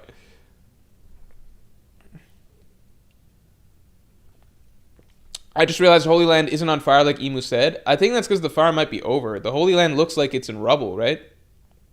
I'm not crazy, right? Like, the Holy Land is clearly... It's clearly some shit that's happened to it. It's not supposed to look like this. It's just it's just Pangea Castle itself doesn't look anything crazy. Bring back Shamrock? Ooh, yeah, that would be interesting. Big Mom still wanting to get revenge on Luffy? Yeah, like, I could understand if Kaido's ready to, like, you know, hang him up after the whole Wano thing. He's like, you know, it's good enough. Like, I got a good fight. Joy Boy's successor showed up, yada yada. But Big Mom would just be like, the fuck? What the fuck even happened?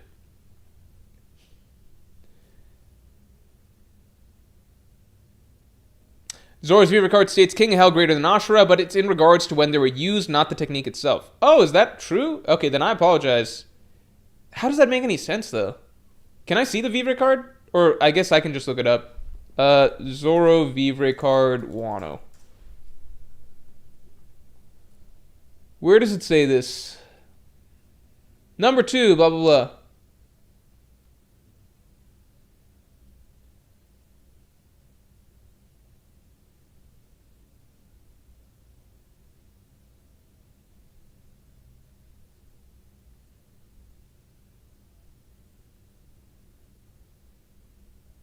This doesn't say... What? This doesn't say...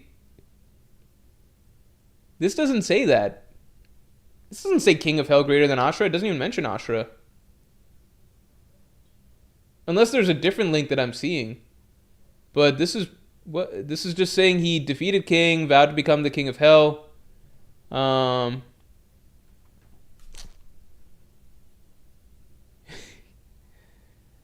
He talks about Lucci and Kaku, saying that he fight even against CP0's Lucci, he fights on equal terms. During the battle on Nagashima, Black Flash emanated from Zoro's sword. Does he have the qualities of a conqueror? This wielding Kazuki Oden's beloved sword that absorbs haki, he unleashes the King of Hell 3 sword style, successfully taking down King. What am I missing?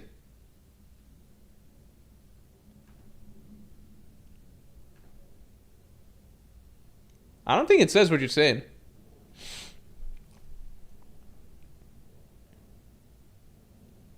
It doesn't even mention Ashura.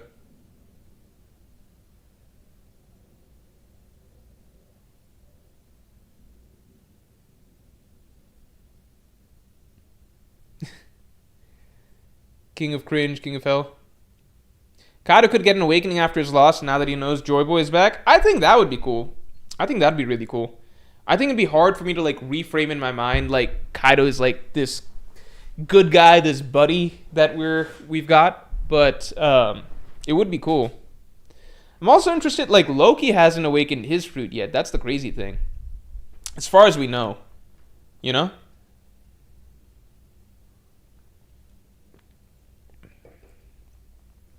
Maybe if Loki fights the serpent, that's when we would get awakening for Loki. Mortar, dragon stock still high. When do you think we get his arc and backstory? Yeah, I think dragon stocks are still high. I'm very excited for the character. He's probably the character I'm most curious to delve into. Because just his writing in God Valley was very, very good. Very, very good. Yeah.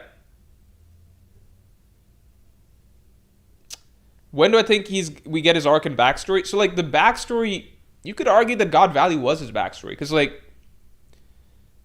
I mean, we might get his backstory in the sense that we might get some details as to... But we can already piece out most of what happened, right? Like, because the most important part of Dragon's backstory that we wanted to understand is, like generally with the characters' backstories, you're trying to understand, like, the origin point of, like, when they became who they are, like, when their driving motivation occurred, when their formative moment happened. If you want to use Spider-Man terms, like, what was their canon event or whatever, right? For Dragon, that was God Valley. Like, that was his eye-opening moment. He was, up till then, just, like, fine being a Marine or whatever. But the moment that his mind kind of broke, like, people have said God Valley was basically Dragon's equivalent of what Marine Ford was for Luffy, right? It opened. He realized how weak he was, how ineffective he was. He opened his eyes to what the world was really like, what the evils of the world were really like, what the evils of his own organization were like. He got it in his head that, like, he has to leave and fight against the government to fight for justice, yada yada. Pretty much everything that was quintessential to his character was established there. Now, there's question marks as to what happened afterwards to get him to the point that he is today, but those are generally, like, logistical questions of, like, okay, and what next? Okay, and what next after that? It's stuff that could almost be covered in, you know, like, a half-chapter montage, because Dragon straight up tells us, like, you know, like, after, like, I tried to do things peacefully, but I couldn't really do that. I think that's something he states. Then it sounds like he created the Freedom Fighters with Kuma and Ivankov and stuff like that.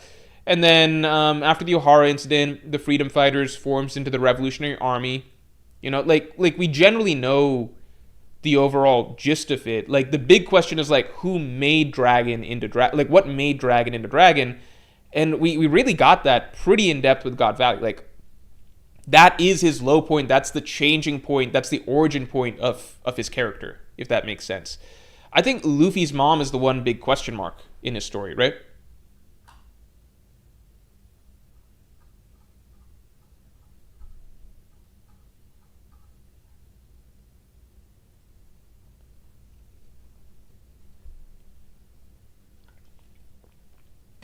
Tom, thanks for the 5. I'm hoping Imu makes Gunko, Sommers, and Killingham into crazy strong monsters. Frankie's dialogue seems like it could be foreshadowing / underestimation.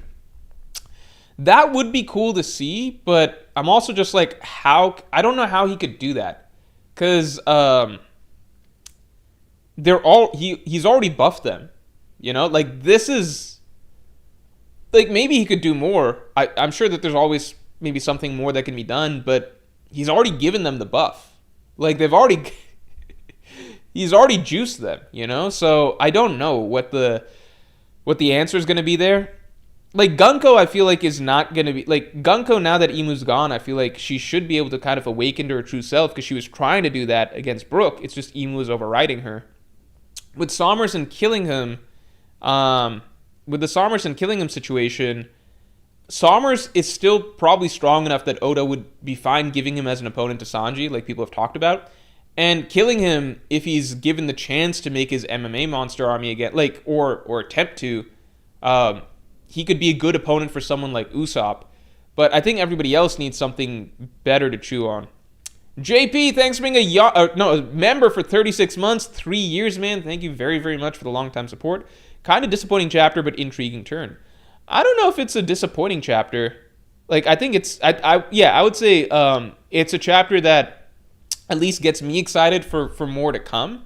And yeah, an intriguing turn. Because, like, as long as this isn't actually the wrap-up to the Elbaf arc, I don't find it to be a disappointing chapter, I guess I would say. Eric, thanks for the 2. Thank God Loki and Luffy are immune. Yeah, otherwise that'd be kind of insane. Like, if Imu actually pulled off a double Dami Reversi, I do actually think that the whole world just dies. You know, like, I don't think a duo of immortal... Well, they wouldn't be immortal. You could still kill them. But at least regenerating Luffy and Loki, like, amped up, I don't know how you stop that, you know? They would wreck most Yonko crews. I mean, they would wreck any Yonko crew, you know, together. They would wreck the revolutionaries, all of that. Harold said that when Imu is near him, his influence becomes stronger. Gunko would not be able to resist. Oh, good point. Good point. I just wanted a bigger clash. Yeah, but I think we're going to get that, you know? I hope we're going to get that. What about Imu Dami reversing Sanji and Zoro? Oh, I hope that doesn't happen. Because that's just not, like... We want to see them grow, you know, not be turned into punching bags. Luffy's stamina still runs out, so he isn't an issue. I wonder if his stamina wouldn't run out against, like, if he's Dami Reversi'd. He obviously can't be Dami Reversi'd, but I wonder if he was. Maybe it doesn't work like that. Maybe he can't be Dami Reversi'd. Or, sorry, maybe his stamina can't run out. Also, Luffy's stamina is just ass. If I was Loki, I'd be looking at him like, bro, you were not helpful in this battle. Like, if I were Loki, I don't think I would be impressed with Luffy's showing so far. You know? Because I think you could remove Luffy from the equation, and essentially everything plays out exactly the same. Loki solos all the MMAs. Loki also crushes Sommers, right? Loki freezes Imu. Luffy is obviously the star of the show. He will get to shine by the end of the arc, but like, this doesn't. Luffy kind of did not do anything here. I guess that's because it's supposed to be time for Loki to shine. You know, Loki was clearly tired as well. Tired. It's established he's like near death right now. Like it's stated that he can't even. He's not at full strength and he's not going to recover for months. You know. So this is like Loki in the worst condition imaginable, and Luffy's like not really hanging. But again, I think that's because the big fight is coming. Luffy again will obviously be the star of the show, however Oda writes it. But yeah, Loki also saved all the kids and villagers. Yeah, Luffy's presence was essentially unnecessary for this entire stretch of chapters. Loki had stamina issues too. Because the dude's near death. The dude's bandaged up. The dude isn't going to be recovered for several months. Loki can't even wipe his own ass. That's how tattered he is. Yeah. Gear 5 is just too broken, so we need a crunch time on it. I agree and disagree on that. Gear 5 is like hypothetically broken, but it's not broken in the sense that like it doesn't put Luffy beyond the standard levels of top tiers, you know? At least not yet. He needs stronger hockey to do that, you know?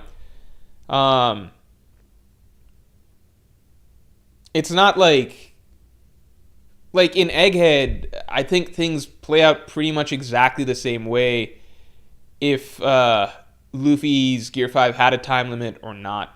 Well, that's not true. I think the Kizaru fight, whatever. But I think once the Gorosei arrived, it's not like Luffy was doing jack shit to the Gorosei in Gear 5 either, you know?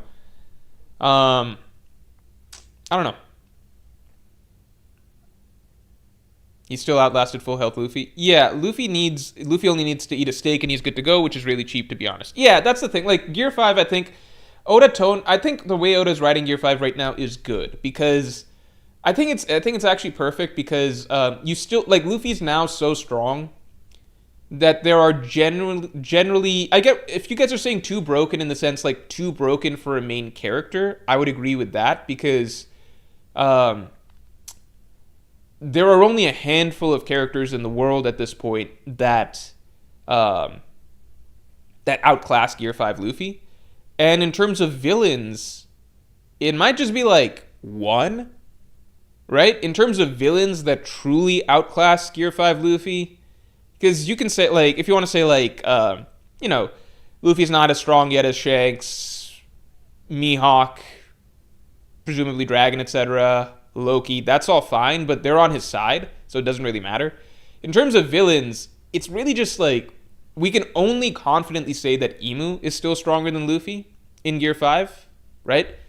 You can be like, well, Kizaru, yada yada. Well, okay, but like, let's say like confidently stronger, right? Like Kizaru's still whatever debate, you know? You can argue it however which way. I stand on Luffy's side in that debate, but whatever, right? But in terms of like truly, okay, Luffy cannot deal with this, it's really just Imu, maybe fucking Shamrock or something like that, maybe Akainu if Akainu got a crazy boost from the time skip. But yeah, that's the tricky thing. So I think that's why a time limit is necessary, because I mean that plays into the Kizaru situation, right? Because if you add in, like, Luffy is now at a point where he's strong enough that I would favor him 1v1 in Gear 5 against pretty much any villain outside of like Emu and then maybe a couple others like Akainu, Shamrock, just because they're hypothetical. That's really the thing. Just because they're hypothetical, they might be whatever, right?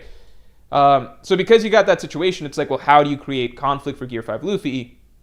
And that actually plays in perfectly as to why the Kizaru situation went the way it did. You need to have the time limit, right? I don't know if... I personally don't think Kizaru could... If Gear 5 Luffy had no time limits, right? Can just be in Gear 5 forever long. I don't think Kizaru's getting the upper hand at any point, personally. But with time limit now, those sort of fights like Luffy versus Kizaru, even Luffy versus Gorosei to some degree, now becomes more of a challenge. But it's... Oda's able to tailor the challenge, right? Like, it lets Oda kind of tailor it. Because it's like, okay, Luffy's not necessarily weaker than Kizaru at this point in time in the story, but we can't just have Luffy beat Kizaru, otherwise the conflict straight up ends, right? So time limit kicks in, but we want to resolve it easily too, so like food can undo the time limit, right? So like, I think it's a good way to do it. I think it's a good way to do it the more I think about it at this stage of the story, because you don't want Luffy to be too strong, but you don't want Luffy to be too strong, but you need him strong enough to be able to deal with villains and do it at as convenient a pace as possible. So, like, having him be forced to exit Gear 5, but then having a very easy route. That's the thing. Food is a very easy route for him to get his stamina back, so Oda can flick the switch however he wants to flick the switch. You know what I'm saying? Like, if Oda says that, okay, I can't have Luffy getting back to full health just yet, okay, there's no food around, right? But if Oda's like, okay, well, I just want Luffy to be able to stay in Gear 5, then here, have some more food. It's kind of like Dorian Brogy when Dorian Brogy showed up at Egghead, they gave Luffy some more food right off the bat so that he could go back to the form, you know? Luffy needs stamina training. I think the stamina training's not going to be that important, because I feel like in whatever final fights or whatever that happen, Oda could even just have Luffy have food on hand at any point in time or something like that, you know? Maybe convenient for the story, but it's unsatisfying as fuck. Yeah, I think that's just the way it had to go when Oda, like, because the way Oda's writing the story is he wants his main character to be Yonko level, right, before the final, like, he wanted to get Luffy to Yonko level before the final saga. That's where he wanted Luffy to be at. But then he's built such a massive world with so many characters that, like, being Yonko level really puts you near the very top, and now, like, 99% of people that they run into are not going to be a challenge for Luffy, so Oda had to do that, right? Otherwise, like, you can't have Luffy walking around just as strong. If Luffy is just as strong as Kaido, normally, with no drawbacks, that just doesn't work, right? Like, you can't just have a Kaido-level main character just walking around casually, you know? It's just too much, right? So, it's like, well, Luffy can be around that level, but just in spurts, you know? But the spurts can be tailored to what Oda needs of the situation. So I actually think that's fine. I think the one thing Oda's doing Luffy dirty on is Luffy's base form, and even Gear 4th, should be a lot stronger than it's portrayed to be now. It's kind of like ever since Luffy got Gear 5th, it's like Oda's treating it as though, like, Luffy's base form isn't that strong, even though we saw in the Onigashima battle, like, Luffy did 80% of that fight with just base punching and stuff like he can split the sky. He's really strong in base form. So I think Oda making Luffy go gear 5th for no reason all the time is kind of weird, because that's where it's a little forced, because it's like, you don't need to be in gear 5th to fuck up Sommers. All it's gonna do is set up for you to run out of stamina shortly, you know? JP, thanks for the 5. Love Emu being a theorizer, but looking for proof. Lily was a traitor, as I suspected. Dami Reversi doesn't work. Confirmed. Yeah, I think it's funny because like Emu still feels like a very enigmatic figure, and it's like he seems a little shallow in some ways, but I like that we're getting some insight to his thinking. You know, he's like he's a little bit of a theorizer. That's a good way to describe him. Julian Reed, thanks for the 5. Loki said that he was tired because he was way too big for way too long. I feel like that implies it's a normal drawback of his devil fruit, like any other strong devil fruit. Yeah, that's possible. That's very possible. It might encourage him to stay in hybrid form. Drink water, thanks for the 5. Oda usually loves adding in Black Lightning, but this chapter there's not a single stroke. Emu possibly doesn't think Loki and Luffy can use Advanced Conqueror's Haki. Yeah, I wonder why Oda didn't have them use that. Because he didn't mind all the 6 legends of God Valley using Advanced Conqueror's Haki.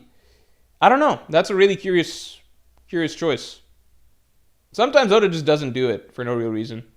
Yonko level without being able to act like a Yonko, but he is just in bits. Urgert Kurtaj, thanks for the 5. Dragon has a god fruit like Luffy and teaches Luffy how to build up his stamina, and that's how they bond as father and son. Oh, that'd be interesting. That'd be interesting. That'd be very interesting. Also, need to give a big shout out. Hold on.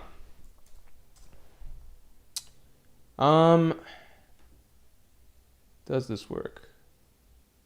Let me see real quick. Does this work?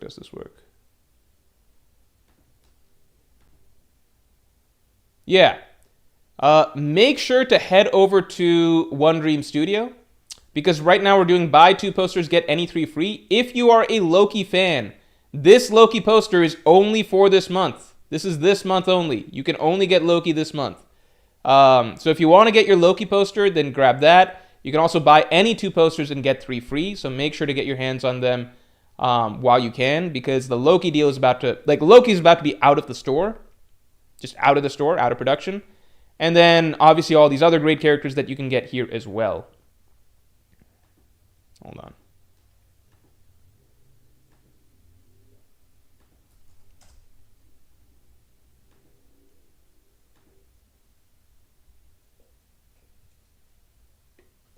Tiptio Treviso, thanks for the 2. As a Blackbeard fan, this has been Emu's best character chapter. Yeah, this has been the coolest. I mean, Emu's cool chapters have been the ones where he's very mysterious, but like the more he talks, the more shallow he sometimes feels. But this chapter felt cool. And it had an ominous vibe at the end. Like sometimes Emu just feels like he's pissy about things, but this felt like he's actually rolling up his sleeves and he's like conclusive with it. Like, I'm gonna get this done. It felt a lot more controlled. Like sometimes he just is pissy and like angry. Yeah. So I like the change in tone from him. 1 second. Anime Dimension 5498. Thanks for the 20, man. If Rox knew that Emu has a Dami card to counter that, he needs Nika and Nidhogg fruit. So he can eat Nika fruit, and Harold eats the Nidhogg fruit, they'll be immune to it. That's why Eris said it's too soon to fight Emu. So a lot of people have discussed that it's either, like, the 2 options, there's a couple options here, right? And I talk about this in the coming chapter review as well, right? But either having a devil fruit in general prevents you from being Dami Reversied. So that's number 1. Either having a devil fruit in general prevents you from being Dami Reversied, or it's those 2 specific fruits. And people have talked about that, like, well, it might be why Rox needs those 2 fruits. The one thing is, like, Rox didn't know about Nika, so that calls into question if Rox was specifically thinking of the Nika fruit. Some people argue that it's the Yami Yami no Mi instead. So it's hard to say. Yeah. This has been Imu's most human chapter? Yeah. If I had to guess, I feel like what I would prefer would be Devil Fruit users can't be affected by Dami Reversi. I think it's nice for Devil Fruit users to, for once, not just have like a blatant weakness like the C or C Stone, but instead they get a nice perk, like being immune to Dami Reversi, you know? So I think that would be good. And it makes sense. It tracks with what Jabura said all the way back in Enies Lobby. But then the flip side is if it is those two special fruits, I think that's more in line with kind of how Oda's been writing things lately, which is like a lot of destiny, a lot of prophecy, a lot of like special fruits, and only this fruit can do this, and only this fruit can do that. So with the Nika and Nidhogg fruit being portrayed side by side, I wouldn't be surprised if that's the route that Oda's kind of going here. Eric says, Morge, I finally got the opportunity to storyboard full fight sequences as I like, one step closer to directing. Dude, that is awesome, man. Seriously, that is awesome. You'll have to share with us when you have to share with us like once the finished product of what you're working on comes out, even if you're not directing it, you know? Taptia Treviso, thanks for the 2. Rocks knew about Joy Boy, but not specifically Nika. Yeah, I think it could have been multiple things. He could have known about, like, he could have known that he needs Joy Boy's fruit. He could have known that he needs the Gomu Gomu no Mi. He could have known a lot of things.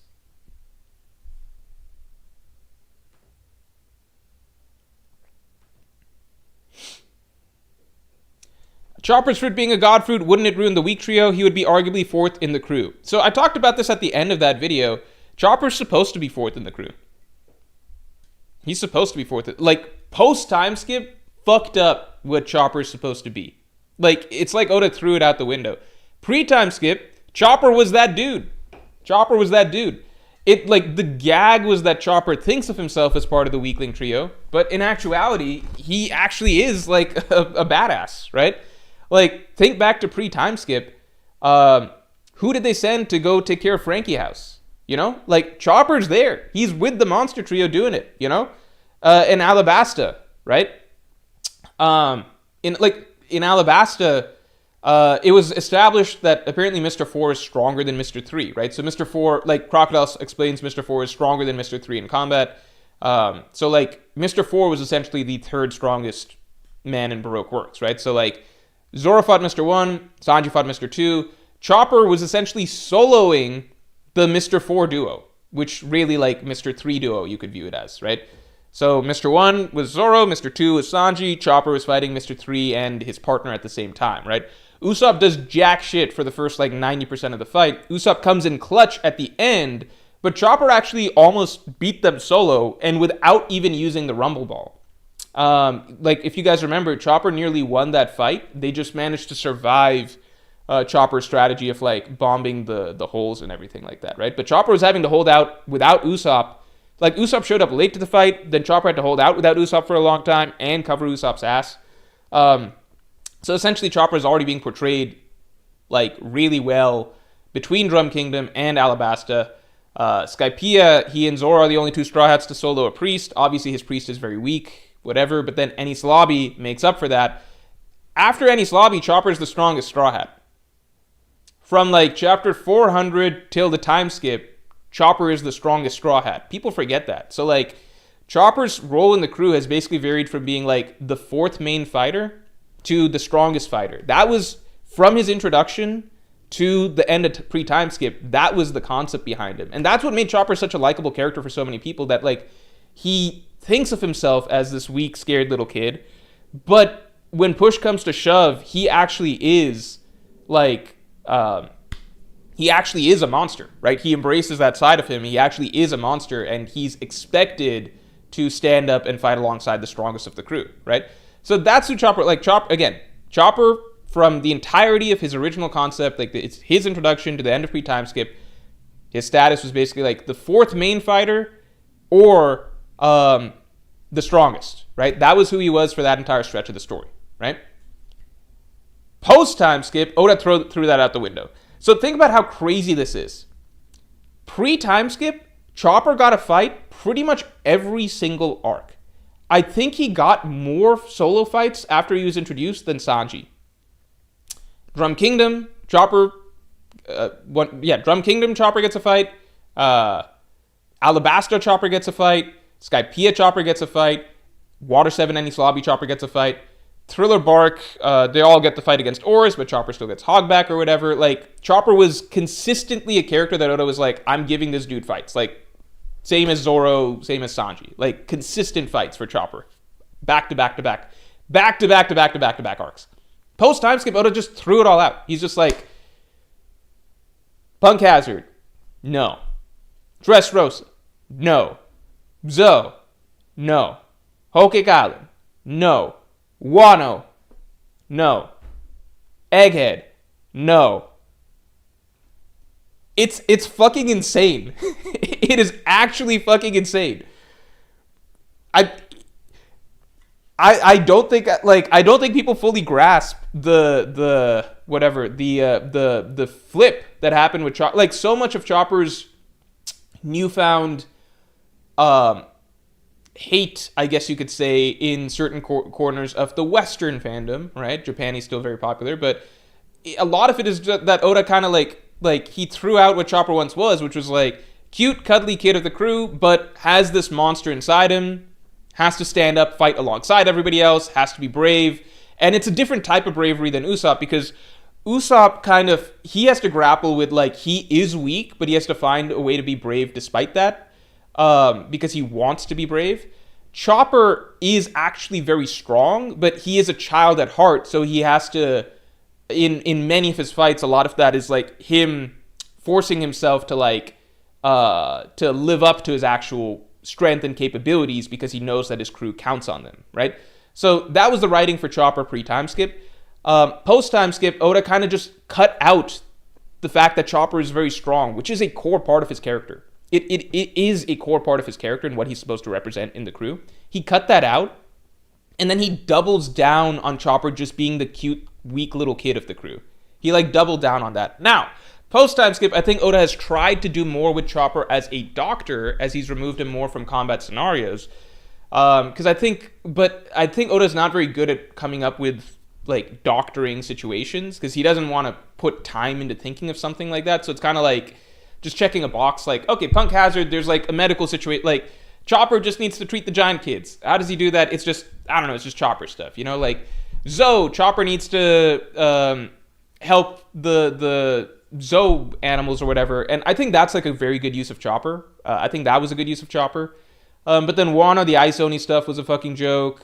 I think Oda's trying with Chopper to come up with medical scenarios for him, but he's completely abandoned the other side of him. It would be like if Sanji's just reduced to just being a cook. Being a cook is important, and it's an integral part of Sanji's character, obviously, but in the narrative, pre-time skip, he was a fighter. He's a core fighter of the crew. Yeah, he wasn't a mascot back then. Again, it's easy to forget. It's weird that it feels like right now, it's I thought about that too. I was Chopper with the Forest God fruit? Isn't that making him too powerful? That's literally what I thought, and then I was I thought back through it a little bit. I was no, he's supposed to be strong. He's supposed to be strong. He's supposed to be a fighter. Pre-time skip, he got fights all the time. It's hard. It was rare for Chopper to not get a fight in an arc,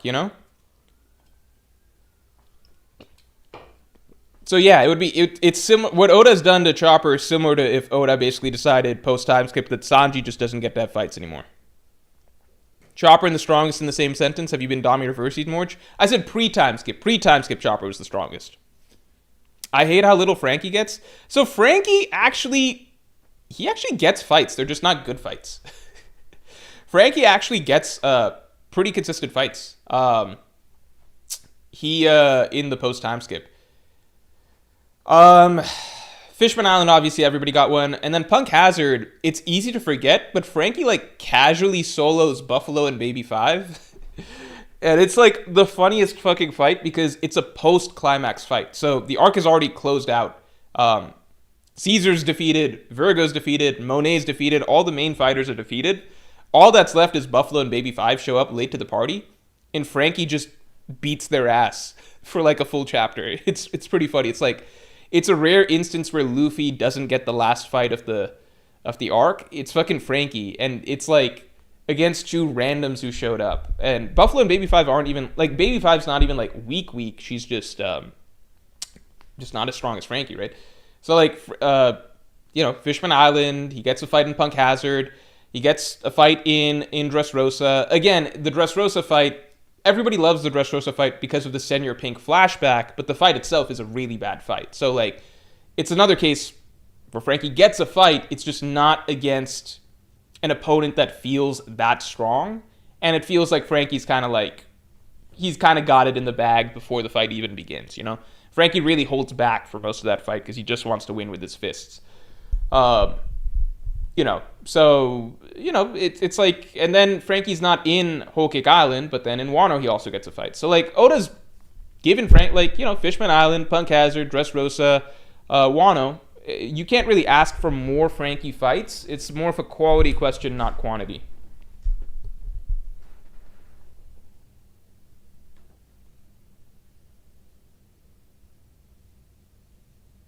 Chopper kind of fought Queen and Wano. I don't really count that. Like, I don't count little skirmishes or squabbles or getting it. Like, especially because Queen makes it clear that he's just kind of toying with Chopper. Chopper's not the... Like, at this point in time, Chopper's definitely bottom 3 in the crew. I'm saying pre-time skip. Pre-time skip, he was up there.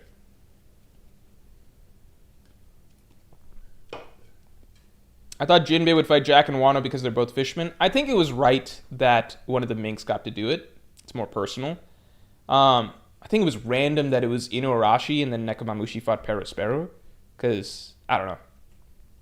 I always thought Inuarashi and Nekomamushi were, like, interchangeable. But, like, clearly Oda favored giving the more dramatic and stronger opponent to Inuarashi. But it is what it is.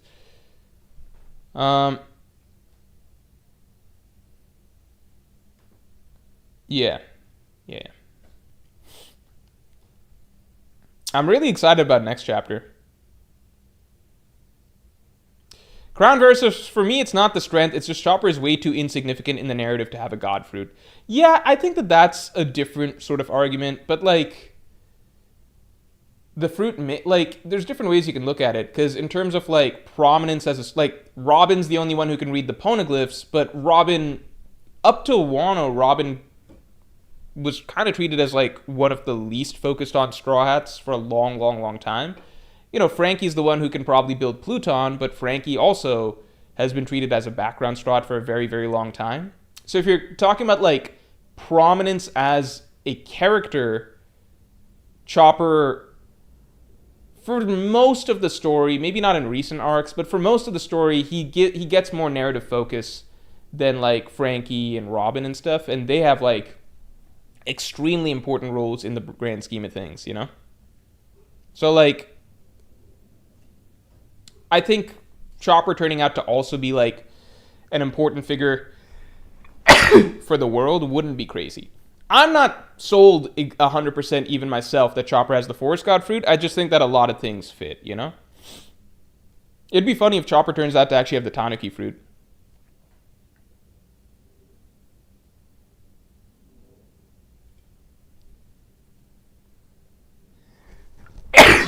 Is Perospero Tobiropo level or Commander level? He's definitely more like Tobiropo level. Like, Commander level is not thrown around easily. Like, look at Gear 4 Luffy versus Cracker, right? Like, that was like a battle for, like, that was like Luffy was clearly struggling against Cracker. He needed Nami to save his ass. Perospero is not portrayed like that in Whole Cake Island. I think they kind of walked through Perospero. Like, Perospero is like an obstacle, but it's never like, oh shit, we got Cracker in front of us this time. Like, they get past Perospero's bullshit multiple times pretty fine in It's officer level, goddammit. No, I disagree with that, because, like, there's different groupings, Because, like, the Tobiropo equivalents in Big Mom's group are the veterans, right? So the high-ranking characters, like Perospero, Daifuku, Snack, Compote, even though we saw nothing of Compote. This is, like, explained to us by Capone Beige. And then you go down a step, and then you have the quote-unquote officers, which is, like, Tamago, Bobbins, stuff like that. But they're established to be a step below the veterans, right? So, you know, like officers is too broad of a term because like Big Mom's got a shit ton of officers, like opera and stuff like that, you know.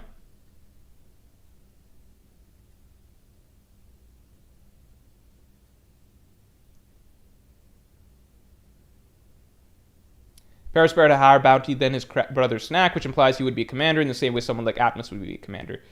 So I could imagine Paris Sparrow and Snack being like about that level, but Snack was also determined to not actually be strong enough to be worthy of the title of commander, right? So I feel like it's more of a case of Big Mom being a little bit premature in who she gave out her general ranks to. You know what I mean? She's like, yeah, fuck it, Snack can be a commander. Like, I imagine Snack is at the very tippy top of whatever you would want to call Toby Ropo level, same as Paris Sparrow. Like, it's kind of established that, like, because Yonko crews have a lot of similarities, right? So, like, they've got their three main guys, but then, you know, like, in Kaido's crew, Kaido also, like, we see, as the raid starts, Kaido's giving the opportunity to characters like Who's Who, or whatever. He's like, yeah, if you guys perform sufficiently in my next mission for you guys, you can challenge for the commander spot. So there's obviously the line between like the top of like between the lowest commanders of a Yonko crew and then those characters that are verging on reaching that level, right? So that's where I would put like Snack and Perospero. Like I view Snack being the fourth former sweet commander, no different than like Who's Who seemingly being the top candidate among the Beast Pirates to be made one of the three calamities or replace one of the three calamities, right?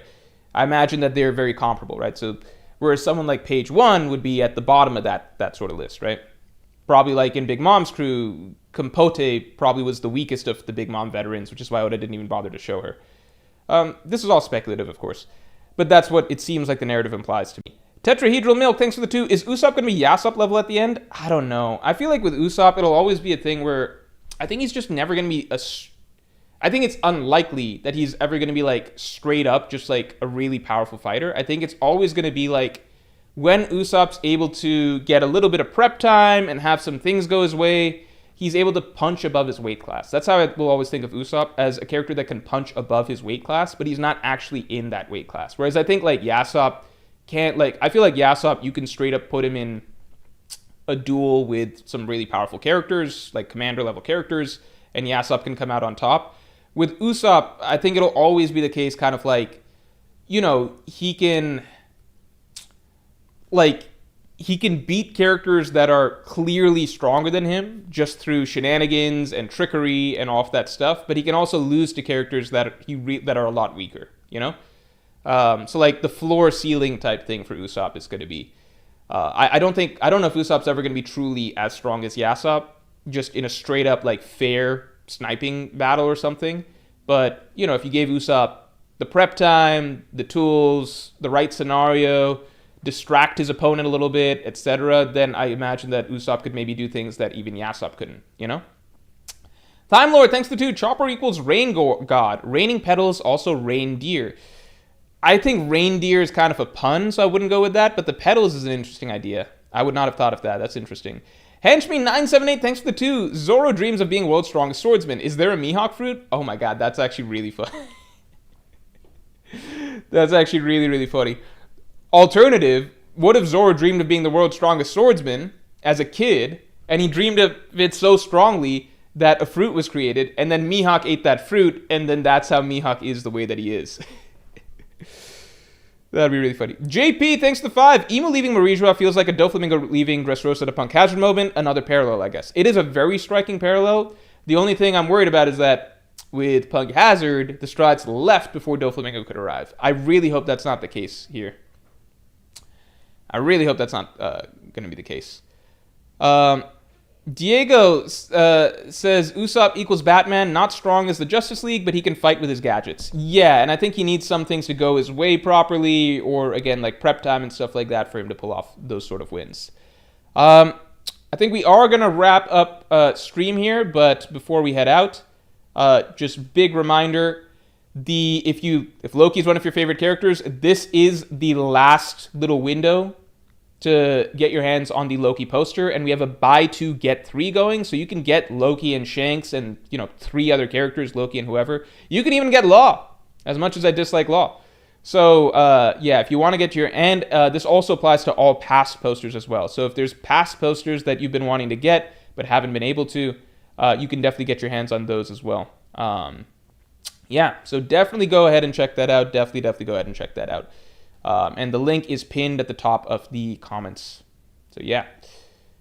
And then this is the last comment from Virgil Hawkins. Always good to see you, man. Thanks for being a Pirate King tier member for 42 months. Happy to hear someone talk about Chopper as the 4th strongest, because he used to be my 2nd favorite stride after Zoro, and that was my opinion. But years of mascot Chopper was a lot. Yeah, that just does change your view, like, over time. Top 3 favorite Mad Men characters. I mean, it's difficult to not have Don Draper as, like, your favorite Mad Men character, because he's just so front and center. Like, it really is a show that almost entirely revolves around him. Like, there's so many important side characters, obviously, but the main draw of the show is, in a sense, like, watching this sort of enigmatic figure and, like, peel back the layers. So Don Draper is a very unique TV character. Very unique TV character. So Don Draper's my favorite, I would say. Pete Campbell turns out to be a great character over time. Phenomenal character, really good growth, but also what I really like about it is, like, it's believable growth. It's not like he suddenly becomes a really good human being by the end, but he fixes a lot of his rough edges, and he still is, like, an unsavory human being in many ways, and, like, gray in a lot of ways, and has a lot of faults, but he fixes a lot of aspects of himself and grows in a lot of, like, end of story, Pete Campbell versus season 1, Pete Campbell is night and day. And this is one of the coolest things I've ever seen an actor do. I thought the actor was slowly going bald over the series. He wasn't. This was an actor who still had a full head of hair, but to show progression over time, and kind of just to show Pete Campbell's supposed to be, like, a bit more, like, a kind of a pathetic character in some ways, but also very human and relatable characters in some other ways. To kind of show that he actually did just start shaving his head to make it look like he had a receding hairline more and more over the course of the series. And that's a hard commitment, because you got to go and look like that in day-to-day life after you're done filming, and hair doesn't grow back that fast. So he committed to essentially 7 seasons of pretending to having a receding hairline in real life just for the characters. So that's pretty cool. And then I would say last is either Roger Sterling or Bert. I'd say Roger Sterling is my 3rd favorite, and then Bert Cooper is 4th. Roger Sterling is just fucking hilarious. The first time around that I watched Mad Men when I was in high school, I missed like 90% of Roger Sterling's jokes, and I actually didn't understand why he was such a popular character, because I was like, he didn't really stand out to me. But then I actually rewatched Mad Men recently, like at least the latter seasons of the show, a lot of the show, and he's fucking hilarious. Like, one of the funniest characters, TV characters, period, and not even from a comedy. I just missed a lot of his jokes and, like, double meanings and innuendos and stuff like that in the first go-around, just because Mad Men dialogue's pretty snappy. Roger Sterling, hilarious. And then Bert Cooper is just, like, a really cool character, very wise, etc. Just more screen time would probably push him up the list. But yeah, I'm actually watching The Sopranos from the start right now. So I've never watched The Sopranos from the beginning. I'm still in season 1. Really good so far, obviously. I've seen a lot of The Sopranos through YouTube clips, so I'm spoiled on a lot of it. Like, there was a time that YouTube algorithm just, like, fed me a shit ton of Sopranos clips. So, like, I just binged a ton of The Sopranos, but all out of order and all just, like, individual scenes. So I kind of pieced together a lot of the plot. But then I just had a feeling like, I just feel like watching The Sopranos just to see from the beginning. And yeah, I'm liking that a lot. All right, everybody. We are going to call it here. Make sure to get your Loki poster before, you know, the window closes. You can buy 2 posters, get 3 free. Just follow the link. And yeah, with that, I will talk to you all later and watch